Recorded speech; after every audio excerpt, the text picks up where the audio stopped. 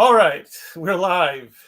Hello, everybody. Thank you for being here. If you're here watching live, thank you if you are watching this later on.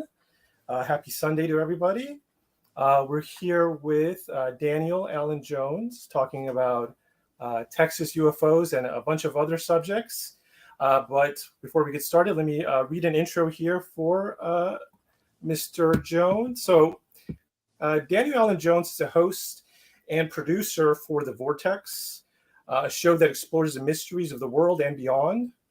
Daniel has been researching unexplained phenomenon for over a decade and has investigated strange sights, conducted numerous interviews, and provided media coverage for several events.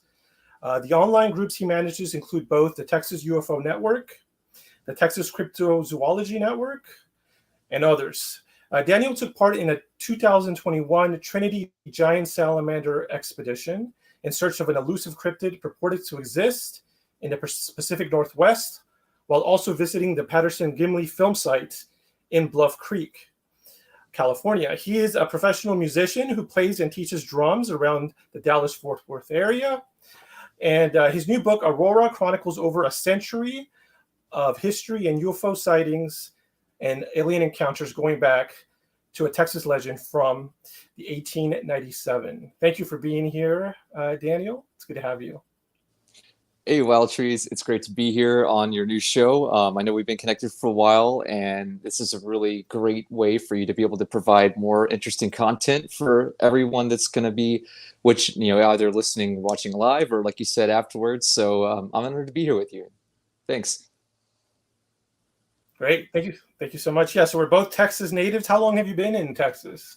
My whole life. I'm a native Texan. I've lived in the Dallas-Fort Worth area most of that time, and I've traveled all over the state and beyond, of course, but this is where I call home, and so I'm from here, and it's got some interesting places.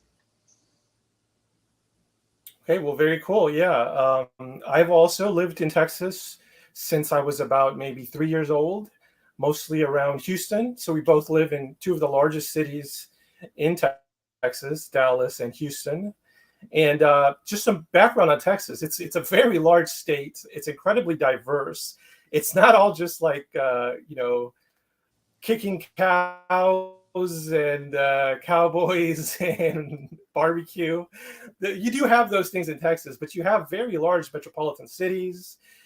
You have deserts, you have arid regions, you have tropical climates down near the coast. It's a very diverse state, and you have a lot of open land where there's nothing going on as well. But let's see. I was going to say something about your intro that was very interesting. So you've been going to these sites. You also interested in cryptozoology. Well, I guess I'll start off by asking you if you've had any paranormal experiences yourself that have happened to you.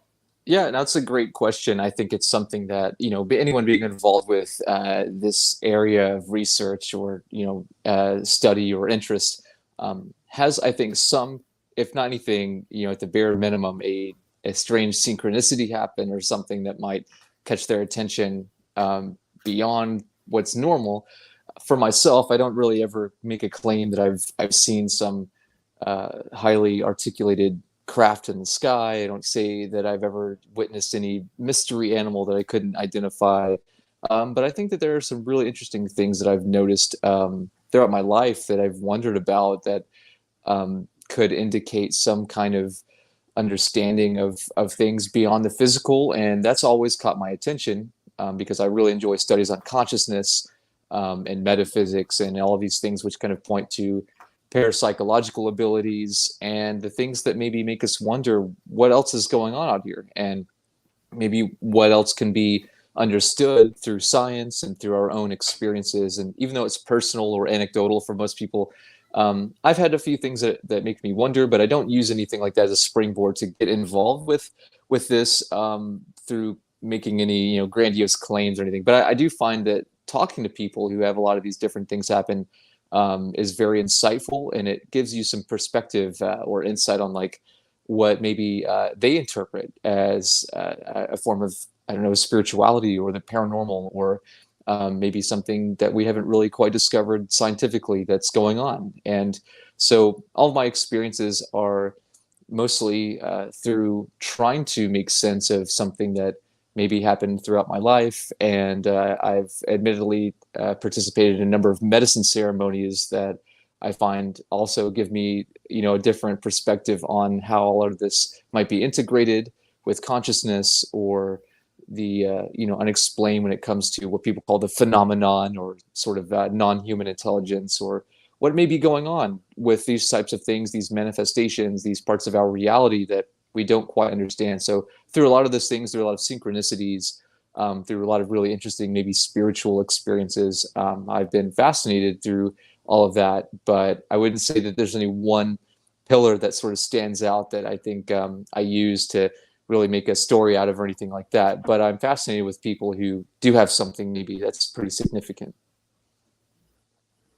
Cool. That's very cool. Yeah. So it looks like you have a broad interest in the paranormal. If I'm listening to you correctly, you're not just interested in the physical aspects, the things that are made of atoms, but you're also interested in the non-physical things, perhaps the spiritual things, psi abilities, things that we can't really see or feel, but are still very strange and not well understood. Um, you said you participated in some ceremonies. Is that true? Were these medicinal ceremonies? Can you go into that? Yeah, What kind of well, things you did there? sure. To me, and some people might think this is a bit taboo, or immediately throw anything I say, without any credibility or something. And I don't mind. I'm pretty honest, and I'm an open book when it comes to these type of things, because I think it's all experiential. I think it's all good to see how maybe it gives us some perspective in relation to other experiences and other encounters that people are having, and the correlations. So when I say medicine ceremonies, I'm talking specifically about psychedelic substances that can alter our states of consciousness, particularly things like psilocybin, or dimethyltryptamine, which is DMT, as well as having had an ayahuasca ceremony about a decade ago at this point, all of which have been very profound in their own ways. They've been able to, I think, give me a glimpse at different aspects of reality that I don't chalk up to simple hallucinations, but I think that are something that we find people have been taking place. Our ancestors have been taking part in for millennia, and in some way, I think, has cultivated our wisdom traditions into what types of ideas we have now by way of mythology or theology and things like this. So I've studied ideas based upon what people like Terence McKenna have brought forward, Graham Hancock have brought forward, and Paul Stamets, and a lot of other people, Timothy Leary, and in some ways, I think that are just trying to bring innovative philosophies or thoughts into the realm of consciousness and what that could mean for us. And so I don't subscribe to any one ideology when it comes to this or these types of things, but I am fascinated with the work of like Rick Strassman, and the work that's being done now to sort of what's being said is like mapping the DMT world and the interactions between these entities that supposedly people are having interactions with, which I have, and I feel like that's a big part about what people are experiencing with in ufology, what mostly people call the phenomenon. And I think there could be a lot of crossover or correlation between the two. So when I say this, it's not really just a matter of tripping and getting messed up and really just thinking about this as a recreational type of experience. Although some people might do that, I think that it's just a different form of involvement. So when I describe it as a medicine ceremony, I try to approach it as a shamanic journey, as would have been in any type of Amazonian culture, or any type of shamanic type of culture that's going to be practicing these ideas in their own format or their own context. So I do what I can to try to understand those things through the study of anthropology, through being involved in these cultural practices and values, because that's something that I'm particularly interested in, and then seeing how these cultures have similarities or or have differences, and maybe what we can find are the big strong points that and the takeaways from these experiences that people have while having medicinal ceremonies, and maybe how they relate to other people's experiences with other types of phenomena. Oh, very cool. Well, I have to say I do agree with you. I do think there is value in having a psychedelic experiences.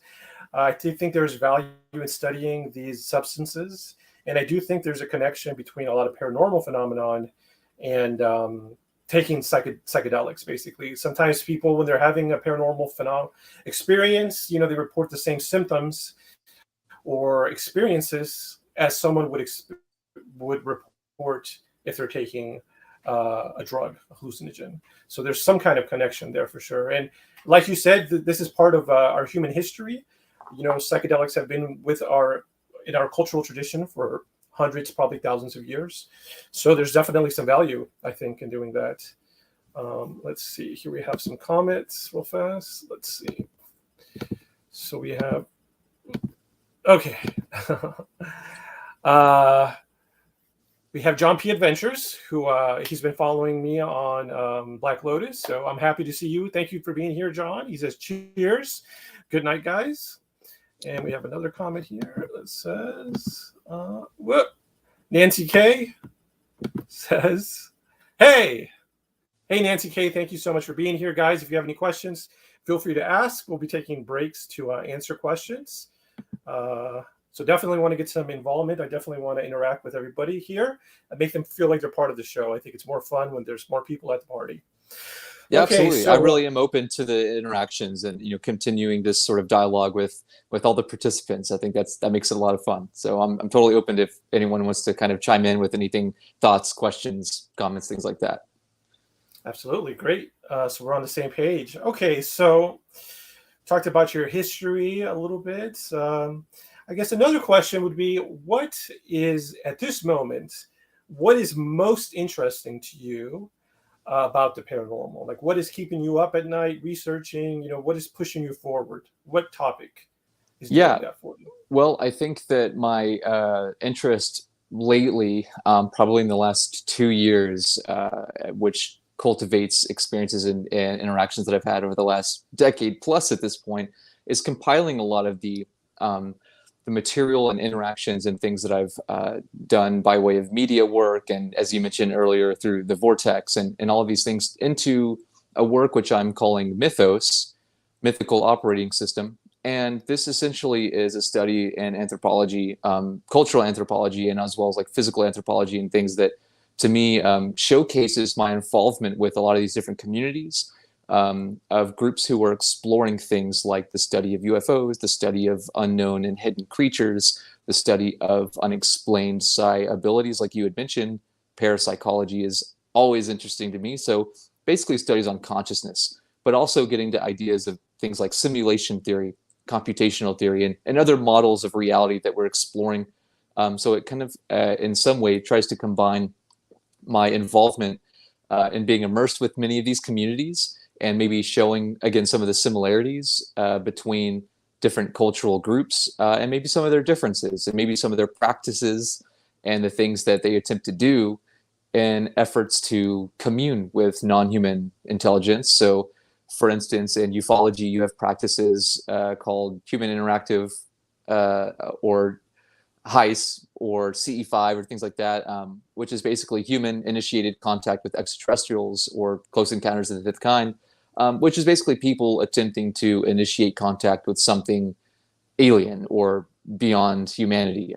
Whereas in other groups, like, let's say, in cryptozoology, specifically in the Bigfoot community, you have people who are going out and attempting to do things like vocalizations and calls and wood knocks, and they're attempting to, in some way, provoke the possible creatures lurking in whatever area they're venturing into, to see if they can make contact or make a discovery of some yet to be discovered animal. I think that's really interesting that these are different people in completely different groups. They're attempting similar things. And then, of course, you have people in the paranormal community who are going out to these haunted locations. They're invoking, the attempt at trying to summon, beckon, or, bring forth these spirits or these ghosts or, past loved ones or whoever it is, through seance, through interaction with like mediumship, divination.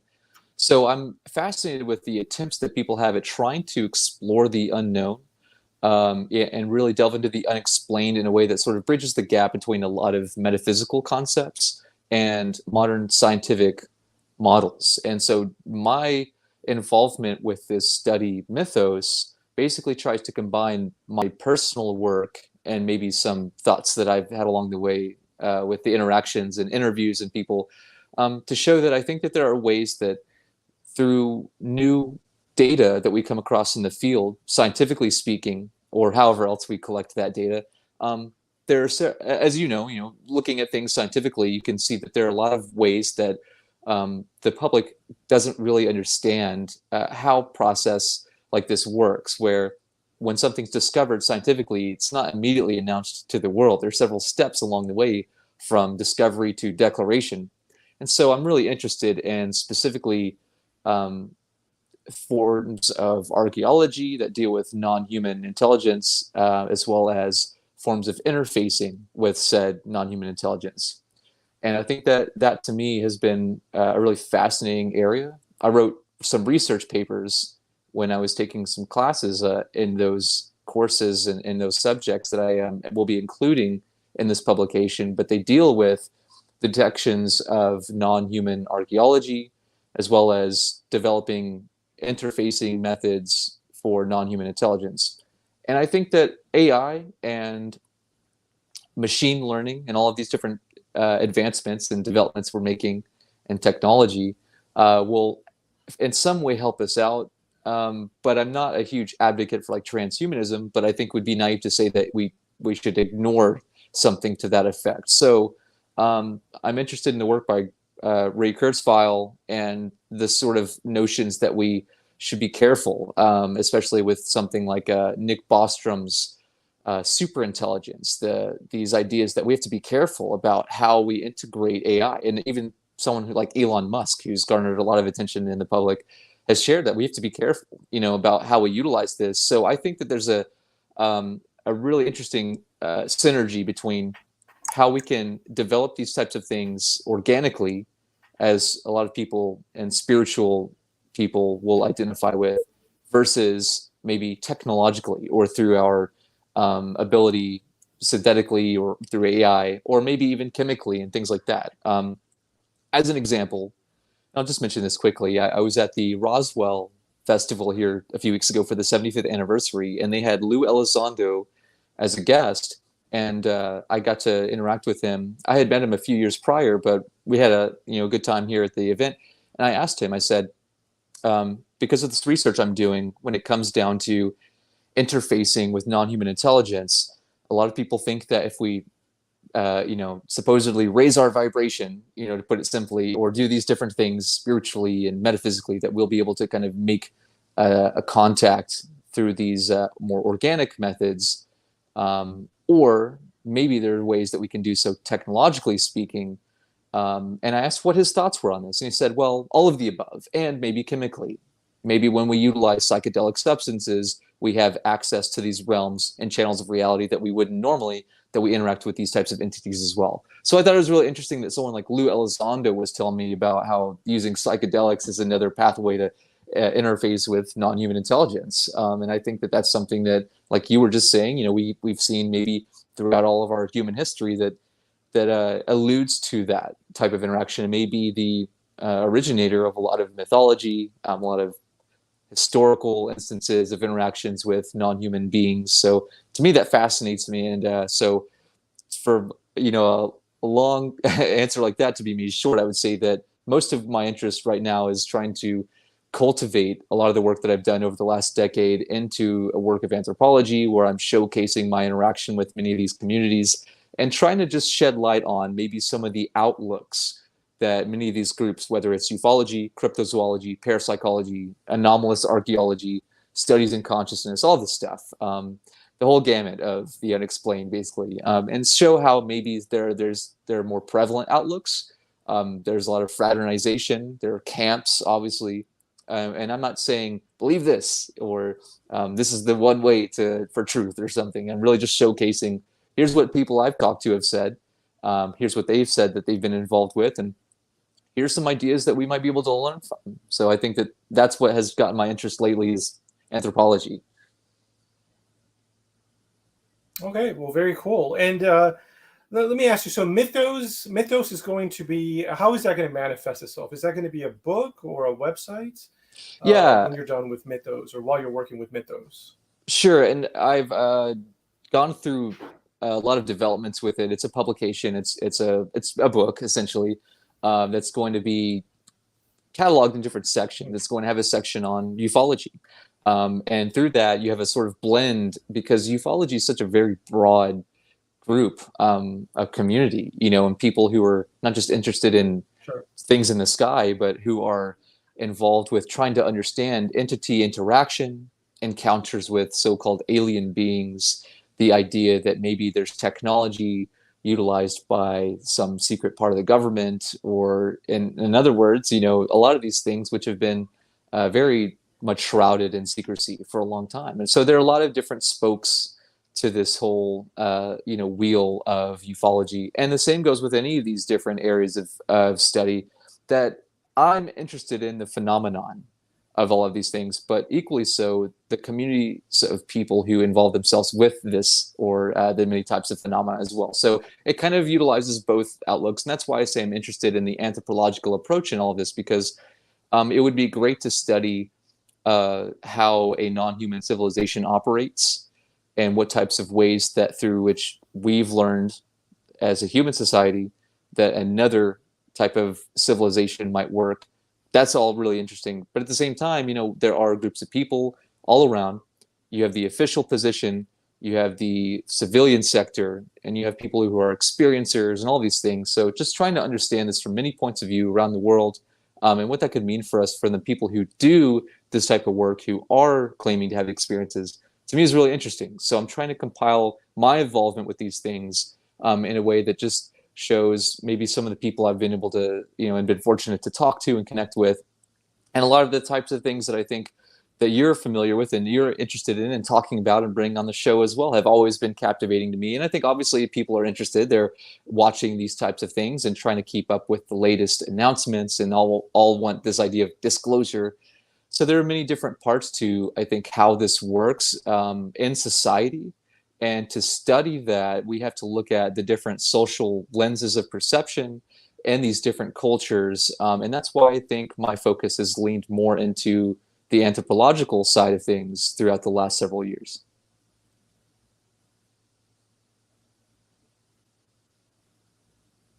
Okay, well, very cool. And I will say right now that all of Daniel's links are in the description. So I included his website link, his Twitter, his Instagram, his Facebook groups. So all his upcoming projects like Mythos and his book on Aurora, the best place to follow up on these projects will be in those links. So for sure, follow Daniel's links. I will also do a little commercial right now. So if you go to this link right here, it's for a website called Mercari, which is like eBay. And on that website, you could buy and sell basically anything you could think of.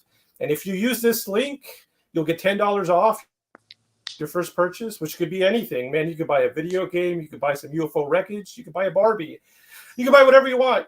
And you'll get $10 off your first purchase. I'll get some money too. And if you sell $100, you'll get $20 as well. So go ahead and sign up. This doesn't cost you anything, and you could get $10 off whatever you want. And also, please follow Daniel's links.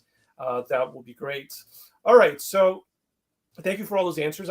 Some feedback on that is, yeah, I do have a strong push toward the anthropology as far as paranormal. For instance, I almost everybody I meet, I ask them in one way or another if they've ever had a paranormal experience. Now, sometimes I don't say it as directly because I don't want to scare them, but I say something like, "Hey, have you ever seen anything like a weird lights in the sky or seen something strange?" And then sometimes people will think for a little bit. And I've gotten some really crazy stories that way, and it's really helped me. And I know you do interviews as well, so that's what it reminded me of. So I do that to everybody I see. One of the places that we're going to talk about in Texas is in the Big Thicket National Preserve. And the Big Thicket National Preserve is the United States' largest national preserve. It was the first one. I'm sorry, it's not the largest. It's the first national preserve. It's in East Texas. I've done a lot of research in this area. I've stayed there for a month. I've lived there. I've gotten lost in the woods there. I've published research from that area, and I've had my own paranormal experiences in that area. Um, and I've collected at least 2 stories of paranormal encounters in that area. So we'll talk more about that when we get closer to that area. But yeah, I definitely think talking to people and getting those stories, listening to how people have dealt with the paranormal in the past is very interesting, and it could give us a lot of information for sure. Well, before we get into Texas UFOs, let me just ask you this. What do you think is going on with UFOs? What do you think is happening? Now, I'll just shoot off some explanations I've heard out there. There's the evergreen explanation, which I think it does have some merit to it, that UFOs come from an extraterrestrial civilization. In other words, they are not from the planet Earth. Wherever they're from another planet. That's one explanation. There's the cryptoterrestrial explanation, which, if I'm saying it correctly, indicates that these craft are actually from Earth. Earth is about 2 billion years old, so it's possible that there was another advanced civilization before humans, and that they're the operators of this craft. And in this explanation, UFOs are not extraterrestrial. They are actually from this planet. They are terrestrial. This would explain why they could operate in our atmosphere, why they could walk around in our gravity when they're out of the ships. There's also the ultra-terrestrial hypothesis. If I can understand that correctly, ultra-terrestrials means that these are actually from another dimension. So it's like saying basically that, imagine there's a book, and our reality is a page in that book. Well, other dimensions would be the pages on those other in that book. And so they could kind of come into our dimension. There's also the time traveling explanation. So this says that these beings are us from the future. They're highly advanced humans from way in the future coming to visit us. There is also the idea that UFOs are manifested by human thoughts. So the human mind can create a physical object like a UFO. And then there's also the thoughts that some UFOs are living animals, that they're not actually a craft, they're actually an animal, a large animal that lives in the sky, perhaps is bioluminescent, it could fly around. Now, me personally, I think all of these, some of them are true. I think there's multiple explanations for UFOs. I do think the majority of them are just basically misidentifications of non-extraordinary things. But yeah, I just gave those are all the explanations I've thought of. But what are your thoughts in general on UFOs and what is causing them? Yeah, Trees, no, that's a really great rundown. I would probably agree with you on most of everything you just said. And I would add to that it could very well be, and this may be the most likely situation for many UFO reports, is that we're dealing with secretive government craft, which we very well know has been the case on many occasions. But I don't think it accounts for the totality of all UFO sightings. And I think that that's one of the challenges, is that we're dealing with a case-by-case situation. And that to me is really interesting because, as you mentioned, we're not dealing with just one possibility. I think that it really delves into an area where we're challenged scientifically to make sense of something which we have probably had happening for all of human history. As far as we can tell, we go back, and this is kind of where you fall into the areas of what Ancient Aliens, gets into, about maybe there have been things happening all along. And I don't know that that really is the case, but I am open to the possibility that maybe some of these are objects being operated by non-human intelligence from some other place in the universe, which could be a planet, a star system, a dimension. I also like the idea that if highly advanced intelligence does exist, and I find that it's very likely that it does, I would think that it's a statistic probability that human intelligence is not the ultimate end-all be-all of everything, that it could very well be that whatever form of consciousness or intelligence is out there, that maybe through whatever form of embodiment or morphology, that if they're advanced enough, they probably have a very sufficient capability to understand whatever system that we are interacting within, this medium through which we just loosely call the world. And I think that through their abilities, either, again, organically, synthetically, technologically, or however, that maybe it's possible that these could be very much like moderators or system administrators to the system in which we are interacting within. And this kind of falls back into this idea maybe proposed by Nick Bostrom, professor of philosophy at Oxford, who talks about the simulation argument. And I think this is kind of another spoke to that wheel of what are UFOs. And I think it could be that maybe we're witnessing the product of some type of manifestation that we're either not supposed to know about, or we just happen to find what some call the glitch in the matrix, where we're dealing with something that is occurring because of a patch or a modification to whatever part of reality that these system administrators are capable of modifying. To me, that's really fascinating, because it's not to say that it isn't aliens, or it isn't ultra terrestrials, or it isn't some form of crypto terrestrials, hidden terrestrials here in our own planet or world somewhere. But I think these are all plausible explanations. And I don't think it's all one thing. And I think that many people who have studied UFOs long enough would probably agree that it's many different things. But if we apply Occam's razor, it could very well be that many, as you mentioned, are probably just forms of, unfortunately, misidentification, which I would agree with you on that, because UFOs is a very subjective term. One person seeing something might not know, but another person seeing something might say, oh, well, that's this jet, or that's this craft, or that's this or that. But I do think that it's interesting to see that maybe because of the pop cultural baggage associated with the terminology, that people generally think alien spaceship when they hear UFO. But that's not always, I think, the case. I try to really stray away from that connotation, because I think we should entertain those ideas, but I don't think that we should immediately associate UFO with alien spaceship. Which we just need to make sure to do our due diligence and doing what we can to kind of, again, assess the case-by-case situation. And it could very well be that, yes, some of these are highly articulated technological craft, manufactured or engineered or produced here or somewhere else.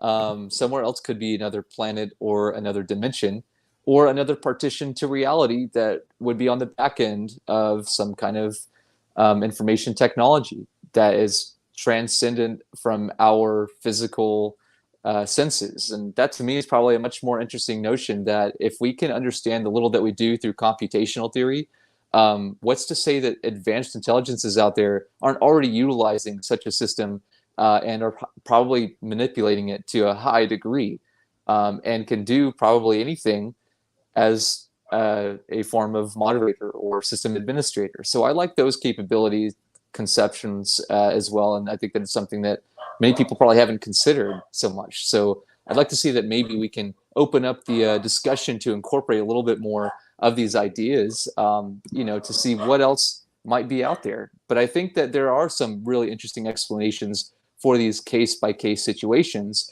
as I've looked into throughout the years, at least, and not only my local area, but other places as well. But being in Texas, it's allowed me, some opportunities to go out to these spots and try to figure out the little that I can to piece together what's going on with this, what's going on with these UFO cases. Very cool. I will respond to that. I like that answer. Let's see. We got a comment first. It looks like a long one. Let's see what Nancy has to say. So Nancy says, what does your guess make of the orbs so many people are seeing? Seen in different colors, basketball size. They are seen in the woods, even entering moving vehicles and homes. They seem sentient. That's a great question. I've seen my own orb. I have my own orb story, but I'll go afterwards. I'll let our guest take over. Why don't you tell us what your thoughts are, Daniel? Yeah, I'll just mention briefly, because we could go down the rabbit hole with this whole issue, because I think that orbs are associated with UAP or UFOs, UAP being the official nomenclature, unidentified aerial phenomenon. Orbs are somewhat of an aerial phenomenon. I think that they maybe aren't articulated, metallic discs or something that most people associate with the term UFO, but I think they should be investigated. Ironically, MUFON just announced that they're no longer going to be considerate of orbs in their reports, which is interesting. But I've seen orbs. I've seen things that I think can be explained through some sort of geophysical, natural phenomenon. But I see that there are a lot of experiences that people have that they associate this orb phenomenon with a paranormal type of experience. I think that, again, there are probably many different ways that these orbs work and operate. that are beyond our comprehension thus far scientifically. I've witnessed the Marfa lights on a number of occasions. I've been to the Bragg Wow. lights, the Bragg Road lights. I've seen that. And it makes me wonder, what is this? Because I think that there's more to it than just car headlights. I think that does account for some of the sightings, but definitely not all of them. But I think that beyond that, as Nancy had mentioned, people are seeing things go into vehicles, go into homes, they change colors, they seem sentient. That's where my interest is drawn, because if these are interactive participants within this medium of users that we're all a part of, these forms of light, these luminous objects, could very well be some kind of residual effect of some phenomenon that we're not seeing the full capabilities, we're not experiencing the full capabilities of, or implementation of. We're maybe just seeing the residual effect of something that could very well represent a some form of agency that could represent intelligence, could represent non-human intelligence or consciousness. My fascination is drawn when these objects are interactive and not just residual in the sense that they're sort of a recurring pattern. So when I think about the Marfa lights, it makes me wonder: are these entities, are these lights just static, fixed lights that are the effect of like piezoelectricity or something, tectonic plates, things like that, or is there something more interactive to them, literally by the way of intelligence or consciousness, in the loosest term of the word, because we don't really know. So I do think that there is something to the orb phenomenon. I think that it does represent something metaphysical, in the sense that I do find that everything that we currently attribute as metaphysical or paranormal, that actually is real, not just some kind of anecdotal hallucinogenic experience or something that really is just like a mental projection or something. Because I think there's that side of things too. Let's say aside from that, or hoaxing or whatever else, the reality of these orbs to me is really interesting, because it represents something that I think is not paranormal in any way. Because I think a lot of people use that term, like the God of the gaps, just to say that because we experience something, it's easy to just throw it into the category of paranormal. When I think that if it is occurring, it is a part of the universe. It's simply a form of interaction that we don't understand yet. And I think that there are ways that we can continue developing our senses organically and our technology scientifically to figure out what some of this stuff really is, and not have it just chalked up to paranormal whatever. So I'm not really a big advocate for just continuing to push the paranormal perspective, because I think that any real actual phenomena is normal, is not paranormal. It's paranormal to our social context and lens through which we perceive the rest of the world, but it doesn't mean that it itself is paranormal. It's just different to us because we don't understand it, So I think there's much more to it. I'm really fascinated by these orbs. Texas has some. We refer to them as the mystery lights, and other places around the world have these apparently too. And I think that there is something to how people have this type of interaction with these orbs going into their homes, or interacting with them personally, or in the sense of like maybe when someone's passed away. I do feel like that's a big part to play with, maybe what we can understand about the transition in consciousness. Cool. Well, very cool. I have to say that what I think is going on. Well, let me tell you what I saw with orbs. Okay, so not too long ago, it was less than 10 years ago, I was with a friend, a research assistant of mine. We were working on a project, and we had just got done having dinner with my friend. It was very late at night. We left his apartment complex and we looked in front of us, and we both saw an orb. So to me, I saw it on the side of my eye. I thought it was a softball sized, but my friend thought it was basketball sized. Either way, it was like a bright white. It was just like the purest white you've ever seen. It was like somebody like punctured a hole in reality. That's how bright it was. And it flew ahead of us. It was above some trees, and it had a trailing tail. So it had like a little tail it left behind. That's an orb. It was like it's shaped like a sphere. I wonder if some of them may be caused by ball lightning or by plasma energy. Plasma is the fourth state of matter. It is characterized by having all these ions or these charged particles. It is the most abundant form of matter in the universe. but it has very strange properties. So I wonder if some of these orbs are caused by plasma energy. And if that is the case, just like you said, it would not be paranormal. It would be normal. It's just part of our universe. But the thing is, it's very rare, and the rarity makes it strange. The fact that we don't see it every day, it makes it special and it makes it weird, but not paranormal. So those are my thoughts. That's my orb sighting. Going back to what you were talking about, you gave some really good explanations for UFOs, and yeah, you mentioned one, and you went into detail about it, which is that the fact that we might be in a simulation, and that UFOs could be a manifestation or a byproduct of the simulation that we're living in.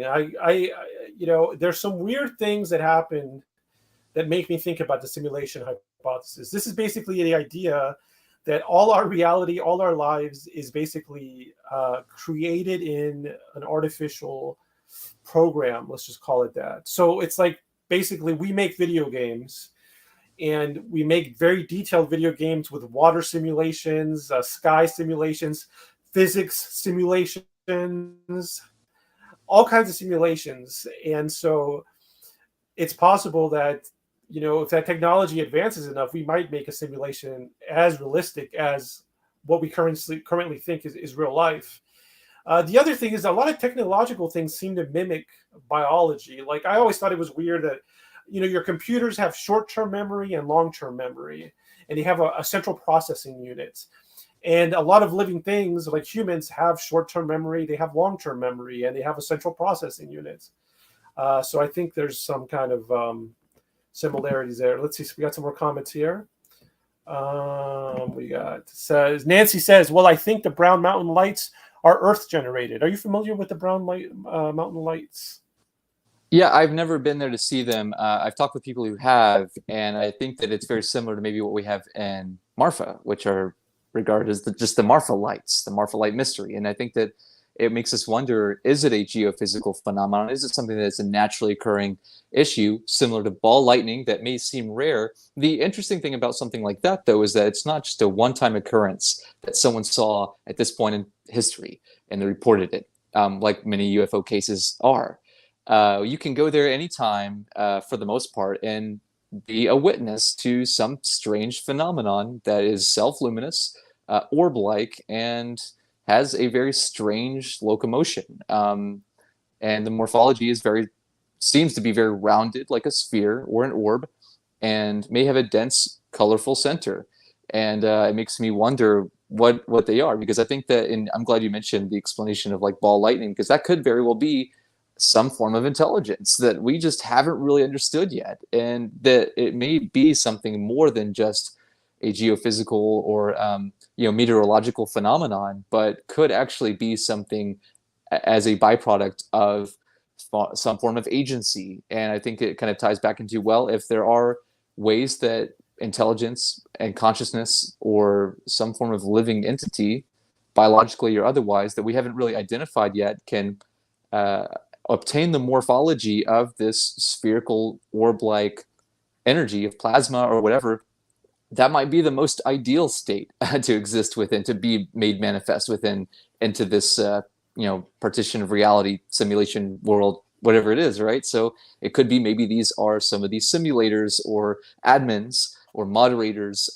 in this sort of chain of command of who's trying to make sense of stuff. And maybe there are some rogue agents out there who are doing things that maybe they shouldn't do, or we're not supposed to know that they're doing, and then we witness stuff, and then suddenly people have missing time. So it makes me wonder a lot about how that comes into play with all that, like you said, we now know about computational theory and how it does seem to mimic biology and all of this stuff. And I'm very curious about that too.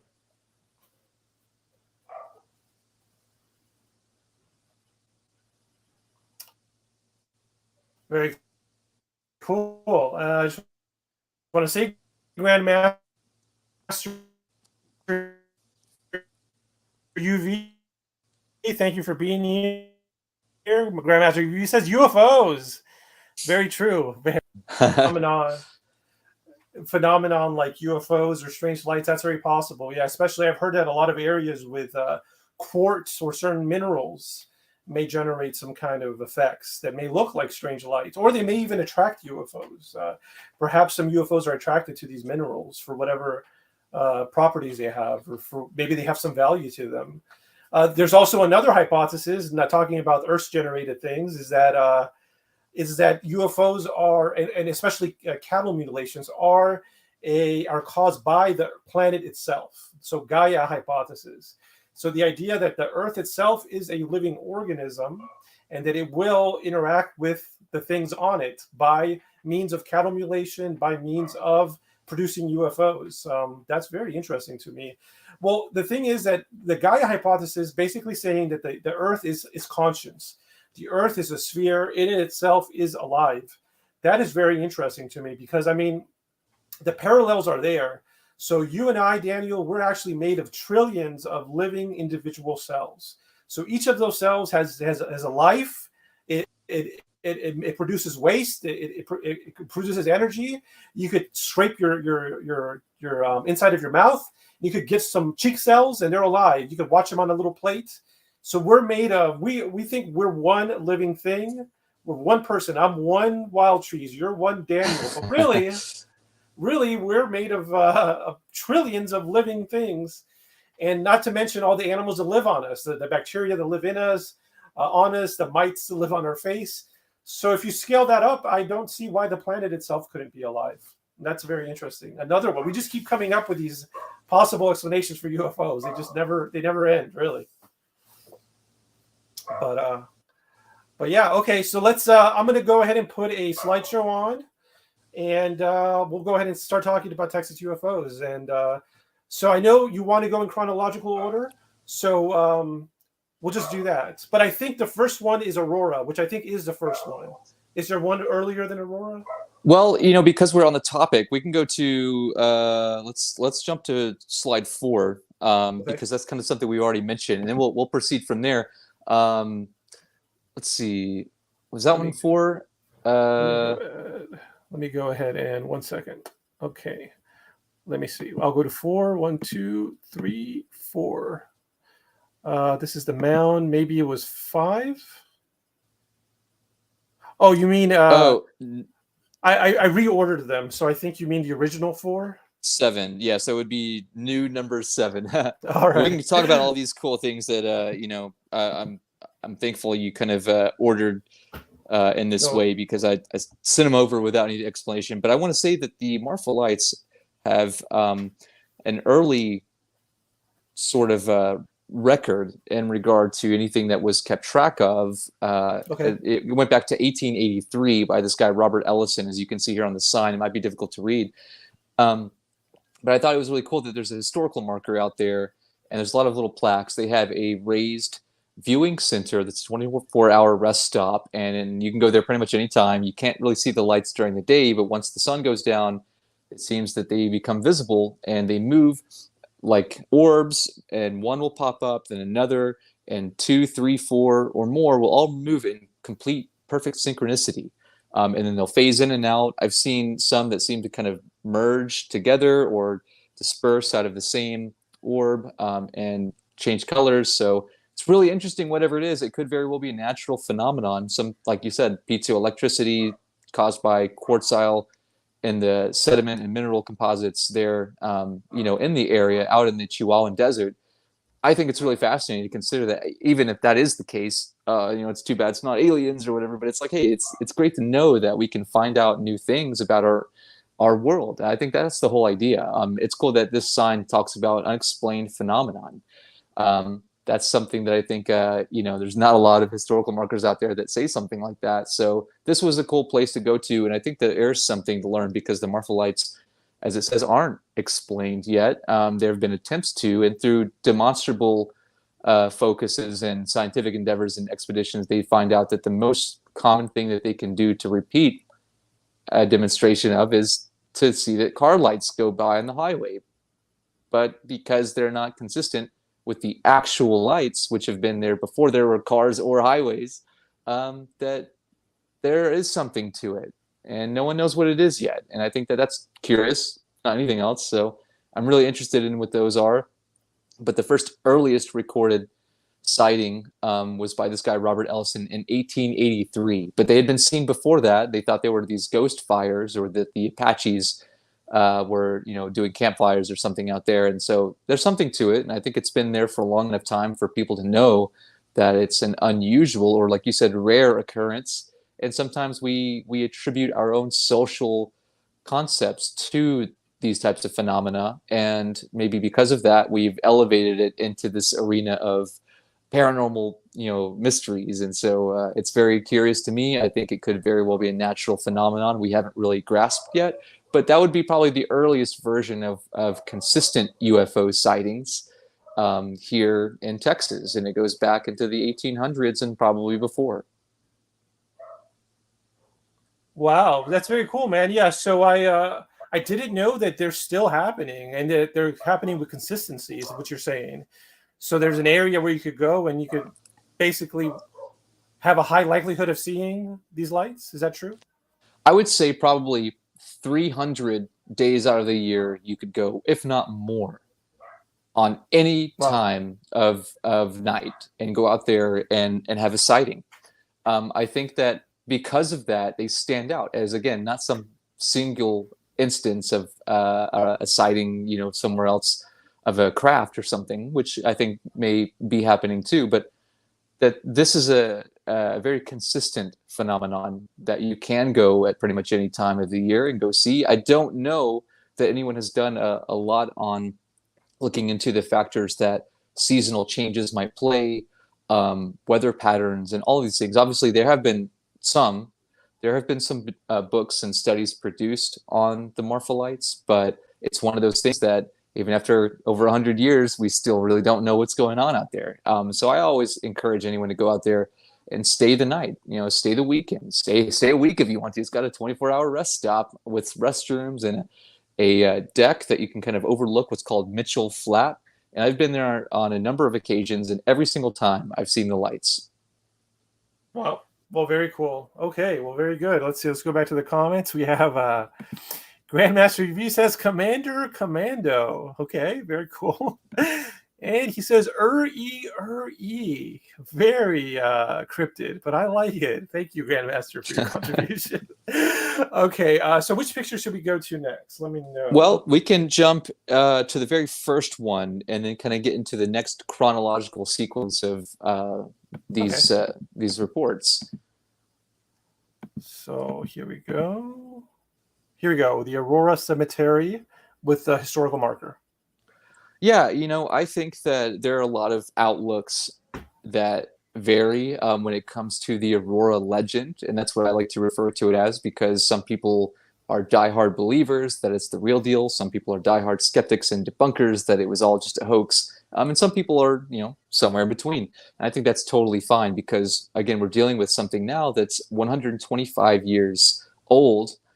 This is the 125th anniversary. The Aurora legend really originated because of some strange incident which seems to may have taken place on April 17th, 1897, where, as was reported 2 days later in the Dallas Morning News, was that a cigar-shaped object came crashing down from the south into Judge Proctor's windmill and water tower and exploded, sending debris scattering for acres somehow, metallic debris, and the remains of the pilot, which seemed to be the only occupant on board, were recovered.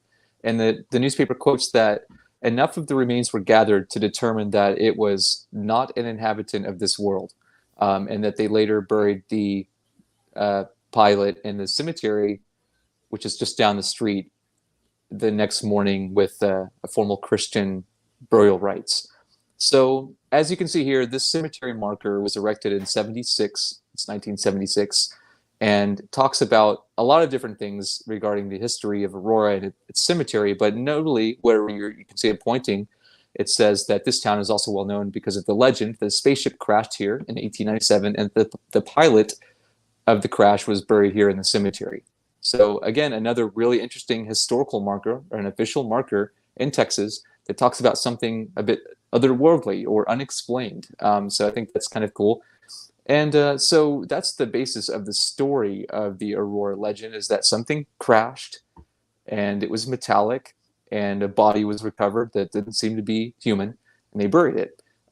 Apparently, much of the debris, which we can now go to the next slide, the debris seemed to be scattered for several acres because there was an explosion.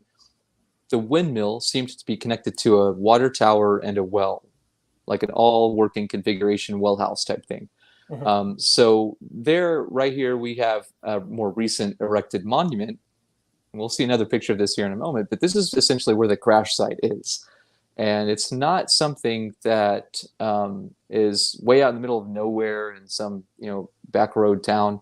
You could just drive by it through Aurora, which is such a small town, and you have no idea that's what it is until you see that weird monument with the, sort of oval disc-shaped ship, with a little metal alien and a conventional windmill. And so it's fun to think about how the city has sort of erected this in honor of that whole legend. But as we continue into the next slide, this is the remains of what was the well that the metal debris, much of which apparently was thrown down, and the rest apparently was hauled off, probably by horse and buggy, because this is before vehicles were widely accessible. Again, 1897.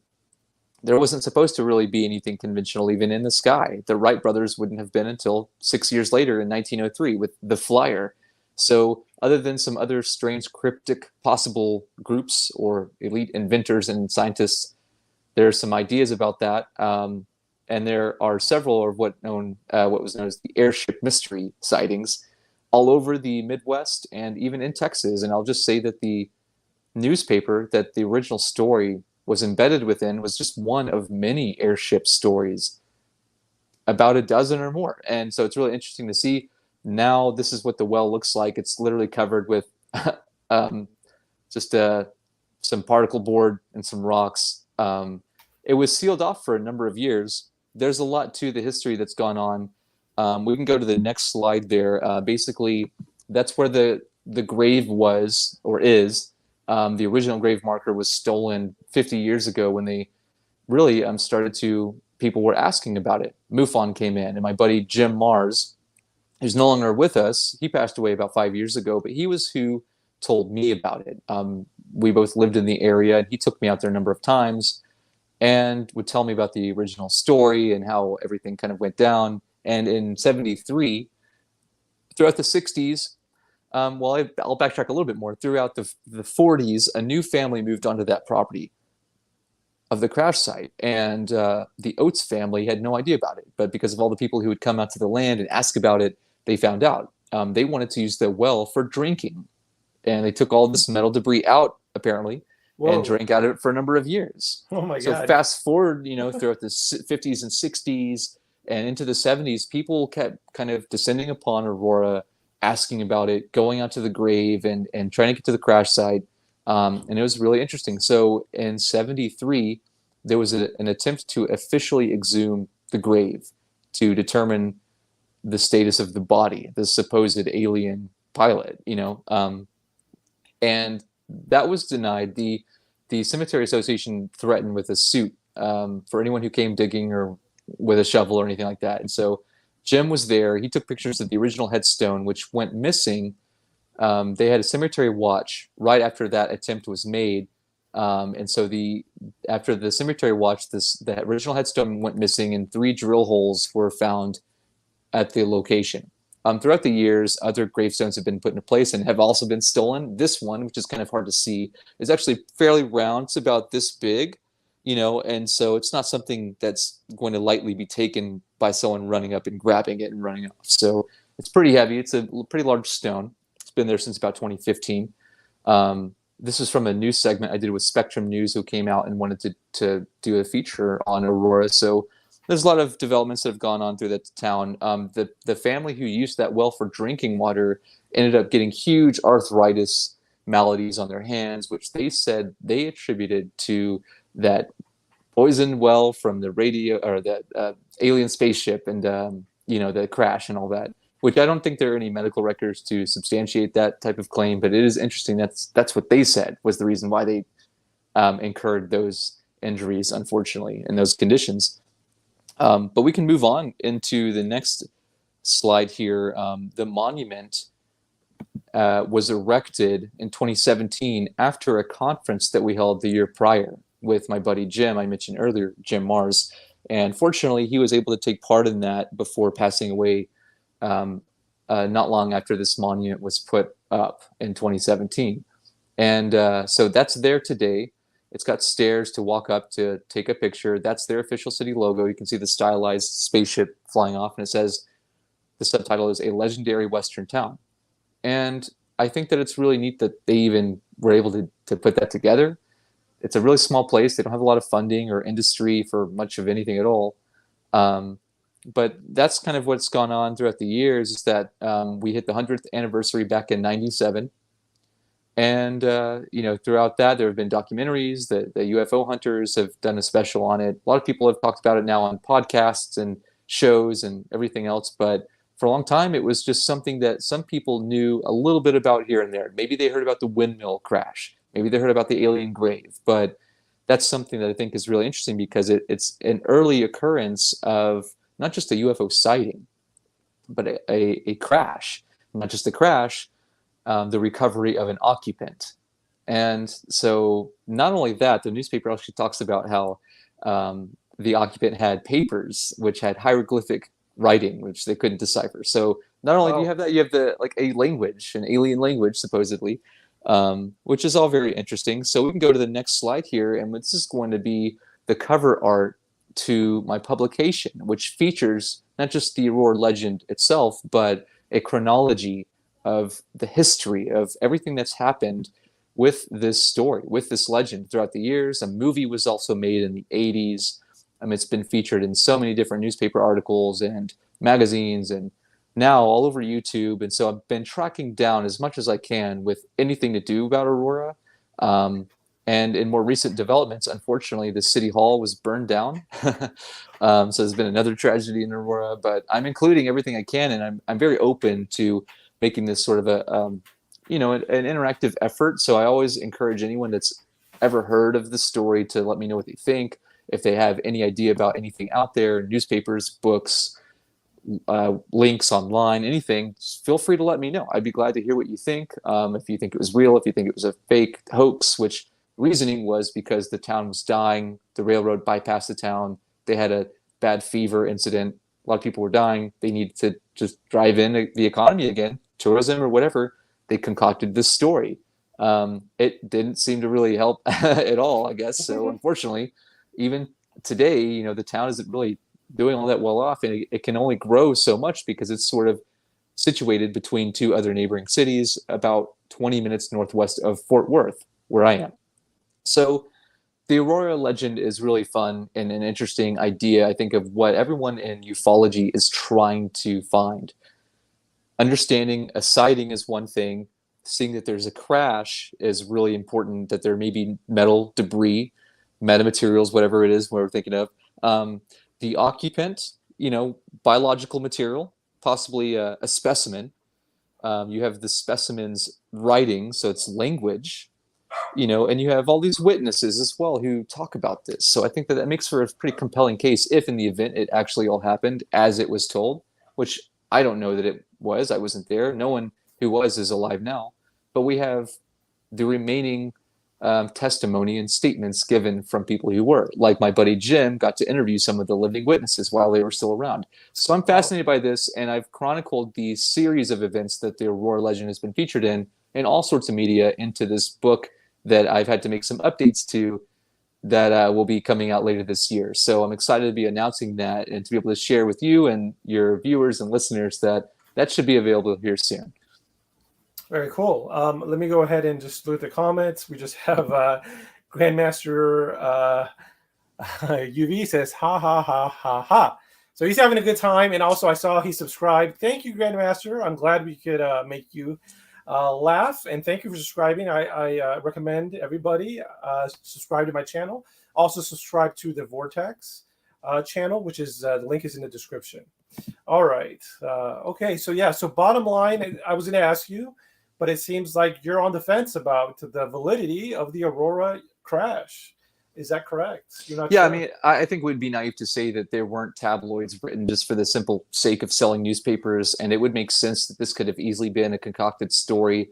I'm really interested in it. I hope that it is real, but I don't think that I'm looking to have confirmation bias. And I think that even though that my buddy Jim said that the Aurora case is the smoking gun of UFOs, I don't think so. I like that idea, but I really don't know, because I think that there are ways that we can determine whether this was a real incident or that it was a hoax. And I try to showcase those angles in this chronology, which is a publication I'm finishing up called Aurora, that shows that there are many different ways that people have looked at this. I'm not just trying to show the believers side. I'm trying to show that people, even the guy I mentioned before we went on, there's a number of people who've said this has been a proven hoax. It was debunked years ago. Why are we still talking about this? I think that there's good reason why we should talk about something, even if it's been proven a hoax or not, is that it gives us a good learning example of the things that we're trying to think of as being meaningful in the study of ufology. Again, a sighting, crash debris, biological material, potential writings, and witnesses giving accounts. Those right there, those 5 simple things are what we need to see as a really big part. And not even that, you could also add the potential physiological effects of the people who drank the water, who say that it was because, the crash. I think it's interesting.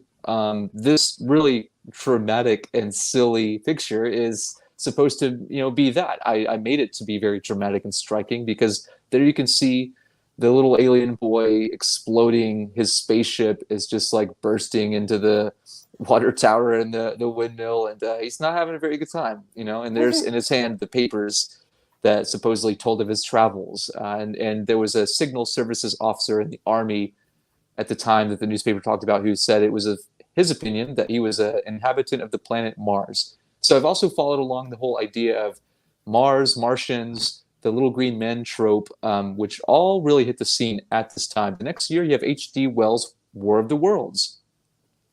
And then you finally have Orson Welles later on, and all of these things. So the Martian concept was really interesting to see how that really took hold in the whole idea of science fiction soon after all of this. But this is not an isolated event. 1897, and even the year prior, was full of these mysterious airship sightings. So there's something to it. I tell a little bit about those as well. But the main goal of the Aurora project that I've been working at is to showcase its involvement in all of these things throughout the years, and literally almost every single year since it had happened, it had something going on, either in its own local newspapers and media, through national headlines, and people coming 50 years after everything going on to try to figure it out, to try to exhume that body. And then there was a movie made, which is kind of like a really can't be B or C, even C film.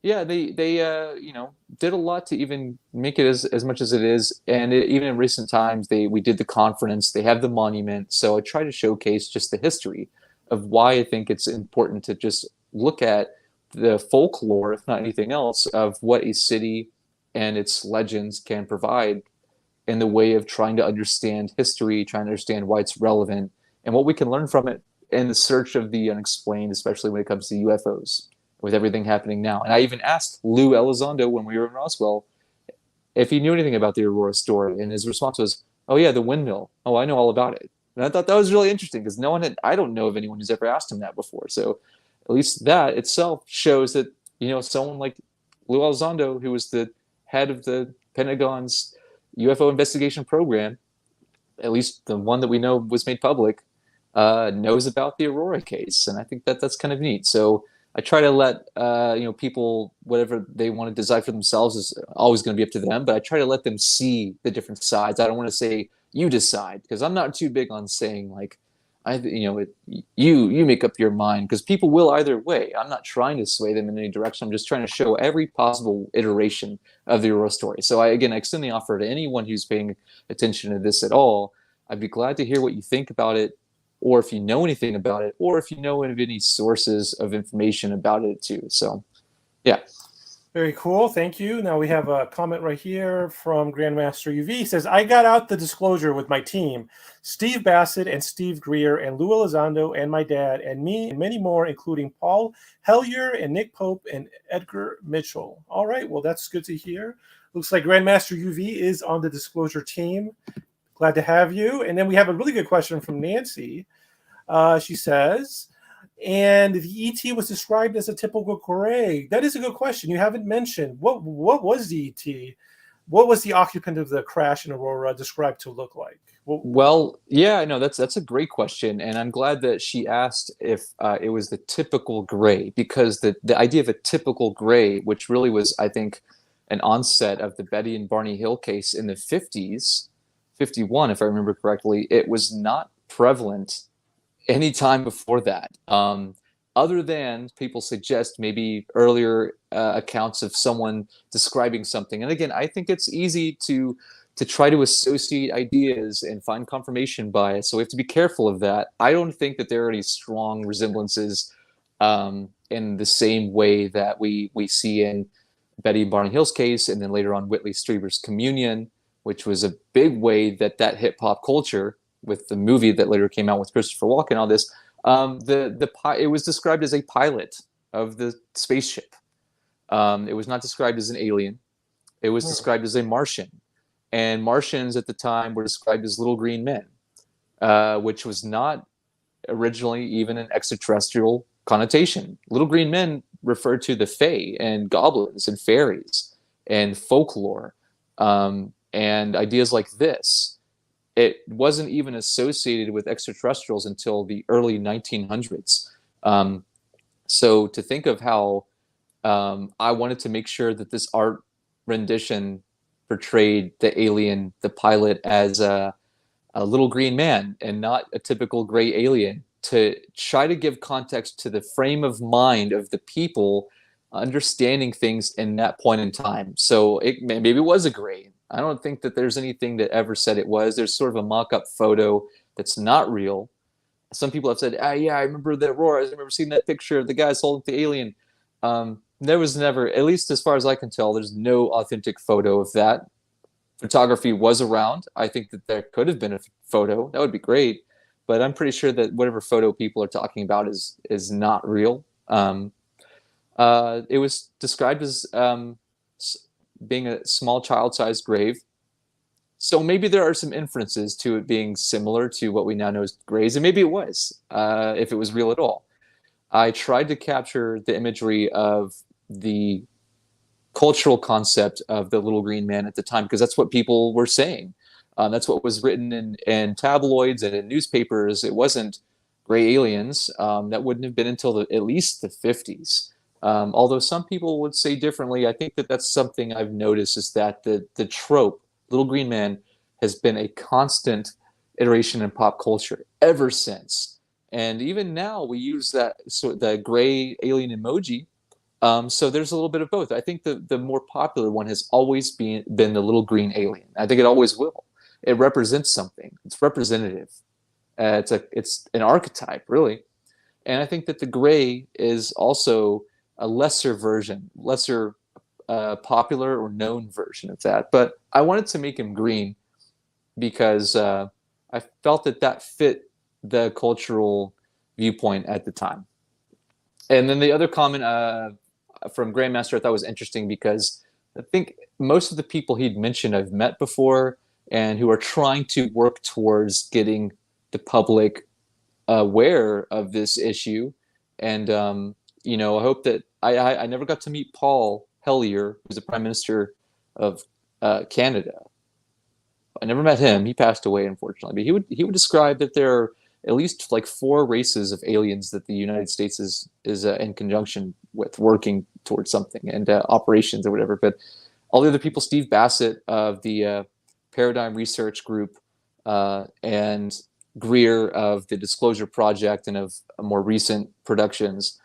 He said Lou Elizondo, obviously we just mentioned his involvement. And he said Nick Pope, which is questionable because some say that he didn't really have much of an involvement investigating UFOs for the Ministry of Defense. I've met Nick a number of times. He's a fun guy. He's cool. I don't know that he actually did what he claims to have done, but I think that he obviously has been established as a voice in ufology and appears regularly on news segments. So that's cool that he knows who they are. I didn't ever get to meet Edgar Mitchell, but I know that his contributions with the Free Group and Ions are really interesting organizations, which I've learned a lot about since then. And it's really cool to see that someone like Grandmaster and probably many of the people watching are familiar with some of these names and their involvement. So it's good because I think we should all try to learn what is going on from all of these people involved and organizations, and we're all trying to work toward finding out answers. So that's awesome. Yeah, Grand, thank you for that. And that's a great answer. So yeah, what I got out of your first answer was very interesting. He was described as a man from Mars, but what was most telling, I think, is that he was a child-sized grave. So he was not a very large individual. And Diminutive, right? Was he described as a male or female? Any sexual gender? That's a good question. I don't know if anything that had something describing that, but that is a good question because it makes us wonder. We think of as and being a student of biology, sexual dimorphism is what shows us the difference between male and female, and a lot of times that's how we help distinguish what's what. And without something like that, you have this idea of like androgyny, or what might be an androgynous creature, which a lot of people think alien types of beings are, especially the Greys. We don't know because they don't seem to have any sort of sexual genitalia or sexual organs or reproductive organs or anything like that. So at least by some accounts, I don't know of any that stated that he was a male or female. But the movie, and I'll mention this quickly, the movie that came out in '86 called The Aurora Encounter used a little boy by the name of Mickey Hayes to play the alien. And Mickey Hayes had progeria, which is really interesting because progeria is a degenerative condition that is like deforming of the body and your own morphology. It makes you look different. And so some people think, why did they do that? Why did they make him the alien? Well, his one of his make-a-wish type of things he got to do was he wanted to be in a Hollywood movie, and he got to, and he died soon after that. So I thought that's pretty cool. I ended up I scoured the internet for anything Aurora that I could. I came across an old theatrical release poster of the movie that he signed, and that wasn't included in the description of this poster that I bought. And they must have not have known that Mickey, because he wasn't listed on the the like credits of who's who, and so they just had look like a someone wrote their name on it, and it said Mickey Hayes, and I was like, that's the alien. He signed it. That's so cool, And so he was a male, he was a boy, So the movie shows him as a male alien, for whatever it's worth. That's very cool, man. That's so interesting. It's interesting how these legends. Here's the thing about the paranormal that I said in one of my earlier episodes is basically that what I was going to say is that what's really real about the paranormal, undoubtedly real, is that people are telling stories. Now, whether those stories are based on reality doesn't matter. The stories are real. People are constantly saying these stories. That's interesting. Why do they keep doing that? And how does those stories influence society? How do they influence our cultural beliefs and our cultural ethics and our entertainment and our media? So that's all very interesting to me. There's also a lot more comments here from...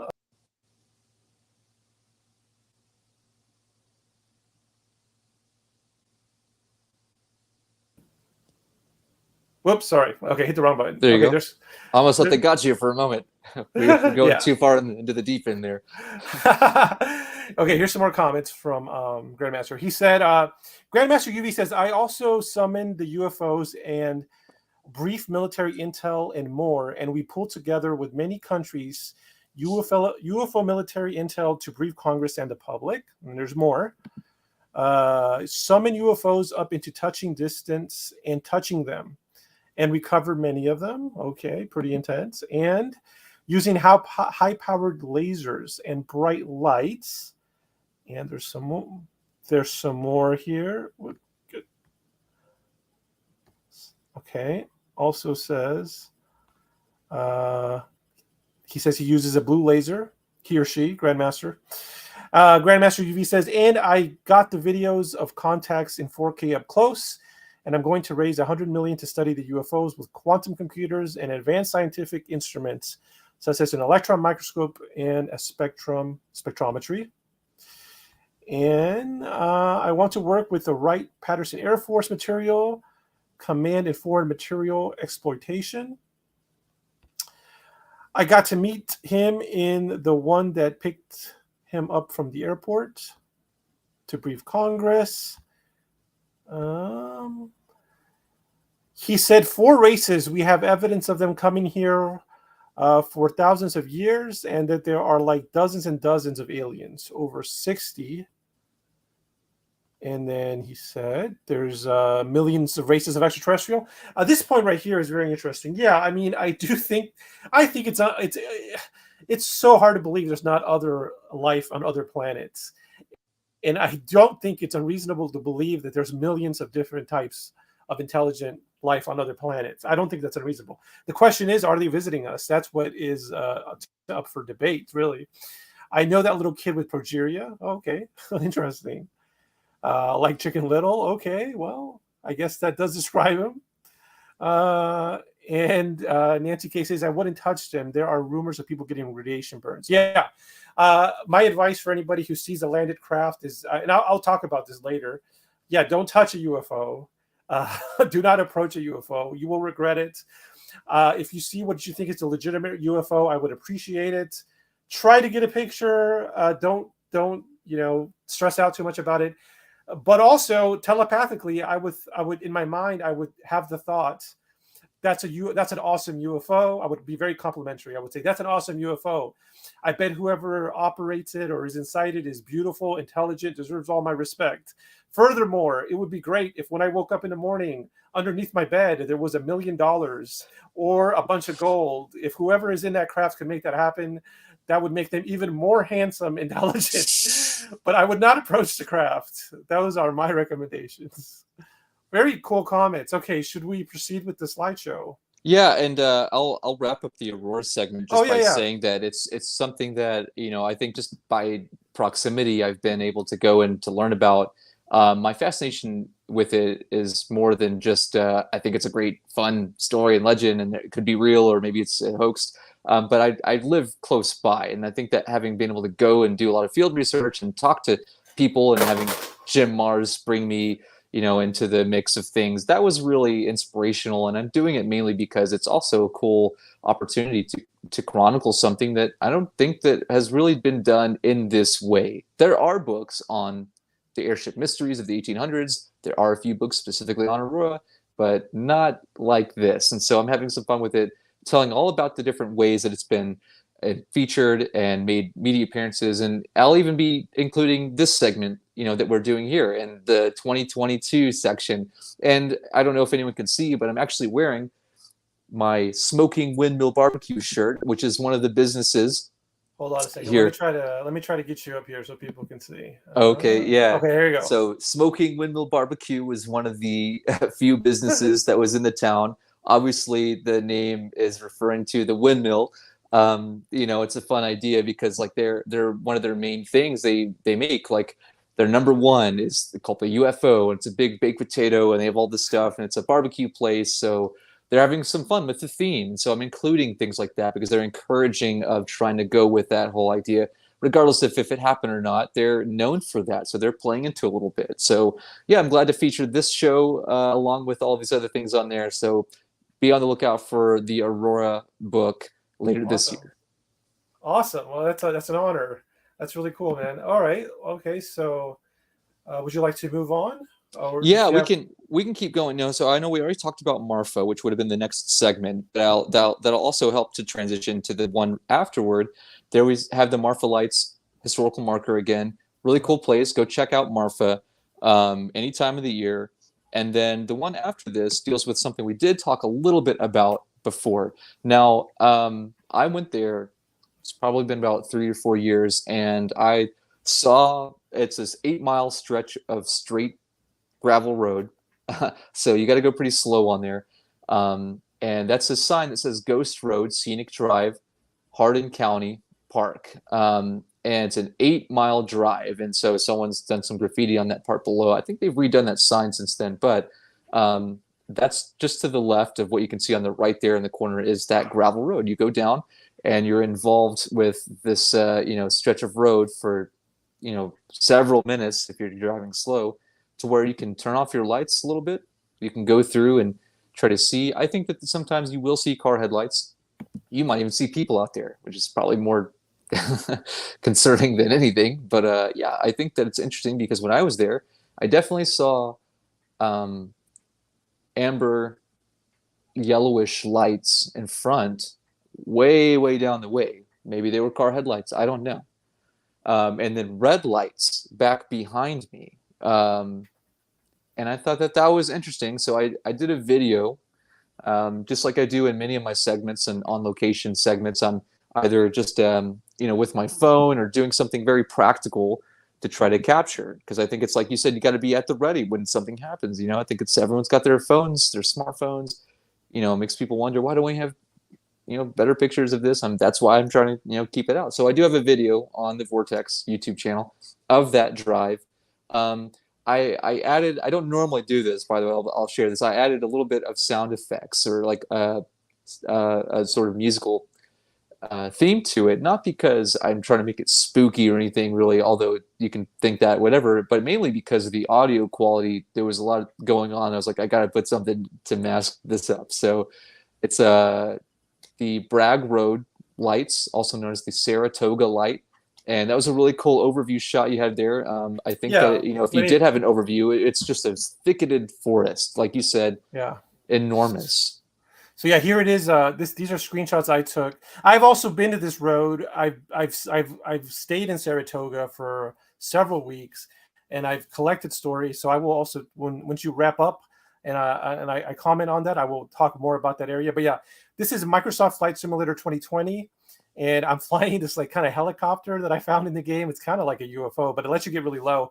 But this shows you, if you see in a distance, this is approaching the road.